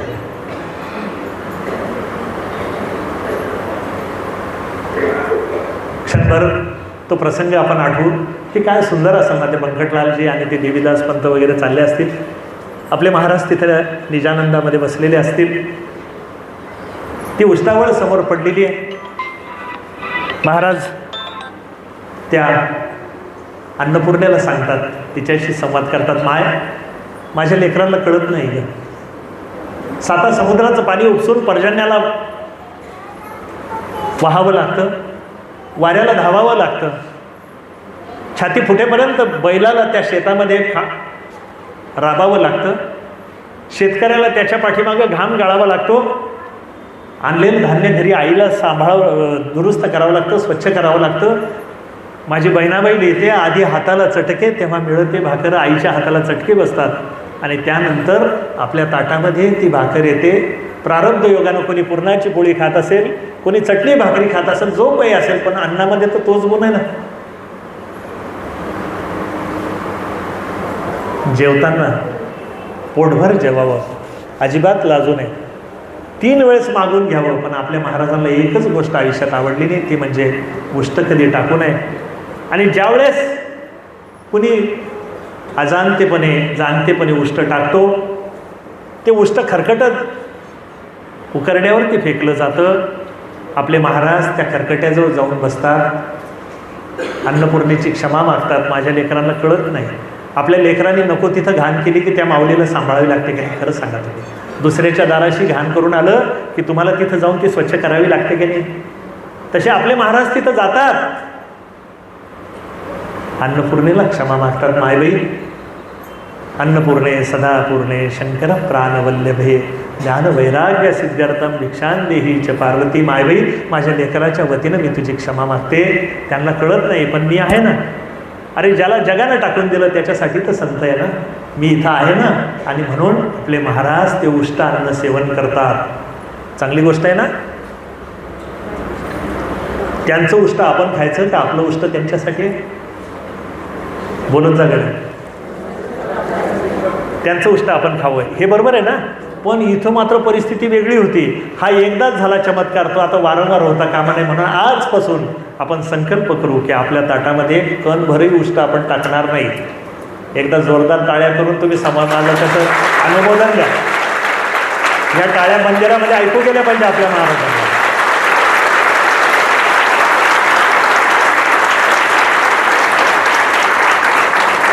आजच्या या उपासना केंद्राचा आमचा हा संकल्प आहे की महाराज आम्ही आमच्या ताटामध्ये कदापि उष्ट टाकणार, पोटभर जेवणार. मी असं म्हणलं की तुम्ही उपाशी राहा, पोटभर जेवणार, लागलं तेवढं मागून घेणार. पण आमच्या ताटामध्ये आम्ही उष्ट टाकणार नाही. आमच्या लेकरा बाळांना ते संस्कार आम्ही लावू की बाळा हे उष्ट टाकता कामा नाही, कारण उष्ट जर टाकलं तर आमचे महाराज त्या उष्ट्याला उष्ट पडू देत नाही, ते भक्षण करतात आणि आपल्या महाराजांनी ते भक्षण करू नये म्हणून आपल्याला हे करायचं, चांगली सवय म्हणून नाही. आणि आजपासून हा संकल्प आपण घेऊ. आपल्या टाळ्या तिथपर्यंत ऐकू गेलेले आहेत, त्यामुळं आता तुम्ही असं म्हणू शकणार नाही की आम्ही बोललो होतो पण आता नाही. आता ही जबाबदारी आली आपली. मी टाळ्या काही माझ्या भाषणासाठी वाजवायला लावलेल्या नाही, तुम्हाला महाराजांना ऐकू जाव्या म्हणून वाजायला लावलेल्या. महाराजांच्या कृपेनं टाळ्यांची कमी नाही. अजान वृक्षापासून थोडंसं पुढं चालू, तिथून खरं म्हणजे पुढं चालवत नाही पण आपल्याला चालणं गरजेचं आहे. आणि तिथून पुढं आल्यानंतर दिसतो तो सोन्याचा पिंपळ. जयाची आहे द्वारी सोन्याचा पिंपळ, अंगी ऐसे बळ रेडा बोले, जयाने घातली मुक्तीची गबांदी, बेळविली मांदी संतांची आहे. ज्याच्या दाराशी हा सोन्याचा पिंपळ आहे त्या ज्ञानोबांना, त्या सोन्याच्या पिंपळाला आपण भेटायला जायचंय. मग हा सोन्याचा पिंपळ कोणाचा आहे सांगा बरं. ती म्हणाल माणूस जातीवर जातो, मास्तर माणूस हे प्रश्न विचारल्याशिवाय कसा राहील. कोणाचा आहे हा सोन्याचा पिंपळ सांगा बरं. हा सांगत आहे. खूप खूप सुंदर. पहिल्यांदा मला उत्तर मिळालं ताई. आतापर्यंत सगळ्यांनी सांगितलं मला की हा ज्ञानोबांचा आहे. हा ज्ञानोबांचा नाही बरं, हा आपल्या माऊलीच्या माऊलीचा. एकदा ताईन करता टाळ्या वाजवा. अतिशय मला आनंद होतो की असे जाणकार श्रोते जर बसलेले असतील ना तर आपल्याला आनंद होतो त्या गोष्टीला. हा ज्ञानोबांचा नाही आहे, हा माझ्या माऊलीच्या माऊलीचा आहे, रखुमाईचा आहे. विठ्ठलपंत वैराग्य घेऊन निघून गेले काशीला. हिनं घरून निघावं. एकुलती एक मुलगी आहे सिद्धोपंतांची. सिद्धोपंत हे रखुमाईचे वडील. काय करावं त्या पोरीनं. राजस सुकुमार असणारी माझी रखुमाई घरातून निघते. जणू काही महिना 2 महिना घरातले लोक बाहेरगावी गेली आणि त्यांच्या अंगणातल्या तुळशीची अवस्था व्हावी ना. पाणी टाकायला कोणी नसल्यामुळं त्या तुळशीची अवस्था जशी व्हावी ना तशी माझ्या रखुमाईची अवस्था झाली, सुकून गेलेली आहे. पण तेज मात्र तसंच आहे. कारण संतांचा अवतार होण्यासाठी पवित्र कूळ लागतं आणि पवित्र कूसही लागते. ती पवित्र कूस होती जी युगायुगानं. खरं म्हणून मी सांगतो की शिवाजी महाराज जन्माला येणं सोपं नाही आहे, जिजाई जन्माला येणं अवघड आहे. एकदा जिजाई आली की आपले महाराज येतात. कारण याच्या त्याच्या पोटी येतील का. त्याला आई तशीच पाहिजे तुळजाभवानीसारखी. माझी जिजाऊ खंबीर तुळजाभवानीसारखी, जी तिच्या मुलाला सांगते की तुझं हे कार्य आहे. सम्यक तनोती इति संतान. हा संतान या शब्दाची व्याख्या आपल्याला सांगितलेली आहे की सम्यक तनोती इति संतान. हा काय करावं त्या सुकलेल्या तुळशीनं. मग कोणीतरी तिला सांगितलं की बाई तिथं पिंपळ आहे, पिंपळाला प्रदक्षिणा मारत जाय. आणि मग रोज त्या रखुमाईनं 1.25 कोटी प्रदक्षिणा मारल्या. किती? 1.25 कोटी होईपर्यंत मोजल्या. पुढं किती झाल्या मला सांगता येणार नाही. आणि ही प्रदक्षिणा मारत असताना अचानक तिला आवाज आला. माय. तिने इकडं तिकडं पाहिलं, जंगलामध्ये कोणाचा आवाज आहे. आवाज तर इतका गोड होता ना की जणू काही जन्मजन्मांतरीचा तिचा आवडता जवळचा श्वासाच्या जवळचा. बाळ जन्माच्या आधी जसं आईशी संवाद साधतं की नाही, आता हे आम्हाला कळणार नाही पण तुम्हाला कळतं की नाही खरं सांगा. बाळ जन्माच्या आधी आईशी संवाद साधतं. तिला तो ओळखीचा आवाज वाटला. कोण असावं. ती बाबरने इकडे तिकडे पाहिलं. तिचा आज प्रदक्षिणेमध्ये लक्ष लागेना. ती पुन्हा सगळीकडे फिरून येता येता तिनं पाहिलं एक छोटासा बटू आहे, अत्यंत गोजीरवाना बटू आहे. त्याचं लाघव पाहून तिला असं तिचं मातृत्व उफाळून आलं. तिनं त्याला जवळ घेतलं. त्याच्या कुरळ्या केसावरून हात फिरवले. त्याचा पापा घेतला, उचलून त्याला कड्यावरती घेतलं. म्हणले बाळा तू कोणाचा आहे रे. म्हणले काय माय ओळखत नाही का. मी तुला माय म्हणतो, तू विचारते कोणाचा आहे. मी तुझाच आहे ना. प्रचंड आवर्षणानंतर सुंदर पावसाची सर यावी ना तशी रखुमाईची अवस्था झाली. ती म्हणली बरं बरं बरं. आणि आता ती प्रदक्षिणा मारणं विसरून गेली. त्या बाळाशीच ती किती वेळ तरी गप्पा मारत बसली. त्या बाळाला तिनं जवळ घ्यावं, कधी त्या बाळानं तिच्या जवळ जावं, तिचे केस बाजूला करावे, तिच्या अवतीभवती खेळावं, तिच्या खोड्या कराव्या, गमती कराव्या तिच्या. कधी तिनं त्याला जवळ घ्यावं, तिनं विचारावं जेवलास का रे? तो म्हटलं मला भूक लागतच नाही. का रे भूक लागत नाही? तर म्हटले तू जेवू घालत नाही म्हणून. भोजन करना माके हात, तू जेवू घालत नाही म्हणून मला भूक लागत नाही. तर म्हणले उद्यापासून मी तुझ्यासाठी डबा आणत जाईल. म्हणले जेवेल, पण आठ एक आहे, तुला पण माझ्या हातून जेवावं लागेल. ती म्हणले चालेल. आतापर्यंत दिवस दिवस जेवण न करणारी माझी रखमाई आता रोज त्या बाळाबरोबर जेवू लागली आणि तासन तास ती राहू लागली. आता तिच्या प्रदक्षिणा विसरून गेल्या. खरं सांगू, उपासना संपल्यानंतर, उपासना फलद्रूप झाल्यानंतर आता पुढच्या गोष्टी करायची काही गरज राहत नाही. जसं शेगावला आल्यानंतर पुन्हा पुढच्या प्रवासाची गरज आहे का? आपलं मुक्कामी आपण पोहोचलो, संपलं. आणि मुक्ताई त्या एवढा लढा लागला त्या बाळाचा, त्या बटुरूप नारायणाचा. तिनं त्याला सांगितले की बाळा रे, दिवसभर मी तुझ्यासोबत होते पण मला संध्याकाळी करमत नाही. मग ते म्हणले माय एवढी काय गोष्ट, मला घरी घेऊन चाल ना. ती म्हणली घरी चाल, पण तिनं विचारलं मी तुला कुठं ठेवू? ती म्हणली त्याची काही अडचण करू नको माय, तुझ्या दाराशी तुळस आहे ना, मला त्या तुळशीमध्ये ठेव. म्हणजे तुळशीत तू राहशील? म्हणजे तुळस माझं आवडतं ठिकाणी, मी तुळशीतच राहतो. आणि या बटूला पहिल्यांदा रखमाई घरी घेऊन जाते, त्या बटुरूप नारायणाला तुळशीला ठेवते. ती त्याच्याशी संवाद साधते. कोणाला तो आवाज कळत नाही, कोणाला तो ऐकू येत नाही. आईची मनोभूमिका काय हे फक्त आईच जाणू शकते. म्हणून तर मातृदेवो भव पहिल्यांदा म्हटलं. वडिलांना 2 नंबर मान दिला. पहिला नमस्कार मातृदेवो भव, त्यानंतर पितृदेवो, त्यानंतर आचार्य देवो भव, म्हणून आईला नमस्कार. दोघांचा संवाद चालू आहे. आणि त्यानंतर सिद्धोपंतालाही बरं वाटलं की चला रुक्मिणी खाते पिते, जरा बरी दिसते, त्यांनाही आनंद झाला. आणि ज्ञानदेव जन्माच्या आधी ज्ञानदेवाला तेवढासुद्धा विरह सहन झाला. आणि कधी एकदा मी माझ्या आईकडे जातो, त्या बटुरूप नारायणानं आपल्या वडिलांच्या मनामध्ये घराविषयी ओढ निर्माण केली. दोन्ही सात्विक जोडप्यांचा भेट घडून आली आणि त्यातून जन्माला आले ते 4 वेद. वृत्तीरहित स्थान तो निवृत्ती, वृत्तीरहित स्थान जाणीवर येतं, त्याला ज्ञानदेव म्हणतात. ज्ञान कर्मातून प्रसरण पावतं, तो सोपान. आणि कर्म अखंडित करण्यात मजा नाही, कर्मातून मुक्त होते ती मुक्ताई. हे 4 वेद जिच्या कुशामध्ये जन्माला आले, त्या माझ्या रखमाईचं दर्शन या पिंपळाखाली. दयाची द्वारी सोन्याचा पिंपळ, अंगी आईसे बळ. रेडावले आतमध्ये जाऊया, रांगे दर्शनबारीमध्ये जाऊ, ज्ञानदेवांच्या समाधीला वंदन करू. ती केवळ शिळा नाही, ते केवळ मंदिर नाही, तर तो आत्म्याचा उद्घोष आहे, ज्याच्यामधून ज्ञानप्राप्तीचा झरा अखंड वाहतोय. ज्याचा पदर मोठा आहे त्यानं जेवढं भरायचं तेवढं भरून घ्यावं.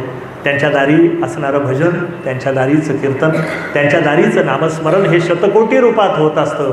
म्हणून थोडा वेळ तिथं बसून नामस्मरण करावं. त्या बैठकीवर, बाहेरच्या सभागृहात, जमलं तर त्या परिसरात कुठंही थोडा वेळ तरी नामस्मरण करावं. एक अभंगाची गणना कोटी, एक नामस्मरणाची गणना कोटी नामस्मरणामध्ये होते. जितकं घेता येईल तितकं घ्यावं. माझ्याकरता व्यक्तिगत रूपानं एक गोष्ट आणखी असते, ती म्हणजे माझे सद्गुरू कृष्णानंद सरस्वती आगाशे काका खामगावचे यांनी 12 वर्ष ज्ञानोबांच्या खांबाला टेकून साधना केलेली आहे. पहाटे उठावं, इंद्रायणीमध्ये स्नान करावं आणि तिथं साधना करावी. मला नेहमी प्रश्न पडतो की कुठल्या खांबाला बसून ते बसले असतील. मी बऱ्याचदा प्रयत्न केले, इथं असतील का, बऱ्याच लोकांना विचारायचा प्रयत्न केला, पण मला त्याची संगती लाभली नाही. माझा लहाना मुलगा इथं आलेला आहे. एक दिवस तो छोटा होता, 3-4 वर्षाचा. त्यानं मला त्याचं उत्तर सांगितलं. कधी कधी लहानी मुलं आपल्याला योग्य मार्गदर्शन करतात. ते म्हणले बाबा एवढं कशाला पाहत फिरायचं, सगळ्या खांबाला नमस्कार करा, म्हणजे आपल्या काकांच्या खांबाला नमस्कार केल्यासारखं होईल. त्या पवित्र खांबाला नमस्कार करतो, ज्या खांबाला टेकून माझ्या सद्गुरूंनी 12 वर्ष साधना केली आणि त्या साधनेचं पुण्य आपल्या पदरात टाकलं. त्या सद्गुरूंना वंदन करतो. अत्यंत अंतःकरणापूर्वक तुम्ही ऐकत आहात. खरं म्हणजे माझी तेवढी पात्रता नाही. आपण श्रेष्ठ दर्जाचे साधक आहात. श्री संत गजानन महाराजाच्या उपासनेचे एकनिष्ठ सेवक आहात. पायी वारीसाठी आतुर झालेले आहात. तुमच्या पारायणानं श्री महाराज संतुष्ट आहे, यात काही संशय नाही. आणि ही उपासना अशीच चालत राहो. शरद भाऊने एकदा मला अचानक फोन केला आणि सांगितलं की उपासना केंद्राचं उद्घाटन आहे, अरविंद काही कर, जिथं असेल तिथं एक 15 मिनिटाचं निरूपण आम्हाला पाठव. आता मी शहरामध्ये एका कामासाठी आलो होतो, तिथल्या एका हॉटेलवर बसलो आणि तिथं निरूपण ते काहीतरी घ्यायचं म्हणून एक कप चहा घेतला त्याच्याकडं आणि तेवढ्या गर्दीत ते निरूपण केलं. जसं येईल तसं ताईंना पाठवलं. अस्मिताताई आणि शरद भाऊ दोघांचा फोन होता मला वाटतं आणि ते झालं. आणि का कोणास ठाऊक त्या एका कोपऱ्यामध्ये हॉटेलमध्ये बसून केलेल्या त्या निरूपणाचं फळ आज एवढ्या मोठ्या व्यासपीठाच्या रूपाने माऊलींनी दिलं. संत कोणाचंही फुकट घेत नाही असं म्हणतात, त्यापेक्षा कितीतरी पटीनं मोठं ते देत असतात. आपल्याला आपली पात्रता माहिती आहे, त्यामुळं आपण त्यांच्या पायीच असावं ही विनंती करतो. यात जे जे चांगलं असेल, जे तुम्हाला आवडलं असेल, जे तुमच्या मनाला भावलं असेल, जे तुम्हाला योग्य वाटलं असेल, जे तुमच्या जीवनासाठी खरंच चांगलं असेल, ते सर्व माझ्या सद्गुरूंचं आहे. ते तुमच्या जीवनामध्ये आनंद येऊ, तो सद्गुरू कृपेचा प्रसाद तुमच्या जीवनात येऊ. आणि जे चुकीचं असेल, जे अयोग्य असेल, जे तुमच्या मनाला भावलं नसेल किंवा जे असेल ते असेल, तो माझ्या बुद्धीचा दोष, तो सगळा मला परत करा. झालेली सेवा सद्गुरू चरणी अर्पण करतो. तुम्हा सर्व गजानन भक्तांच्या चरणी पुन्हा पुन्हा वंदन करतो, कारण तुम्ही सगळे महाराजांचे लाडके भक्त आहात. श्री महाराजांची कृपा जशी तुमच्यावरती झाली तशी सगळ्यांवरती हो, ही प्रार्थना इथं करतो. इथं बोलून माझ्यासाठी आपण इतका वेळ दिला, आमचा सगळ्यांचा सन्मान केला, त्याबद्दल मी तुम्हा सर्वांचं ऋणी राहतो.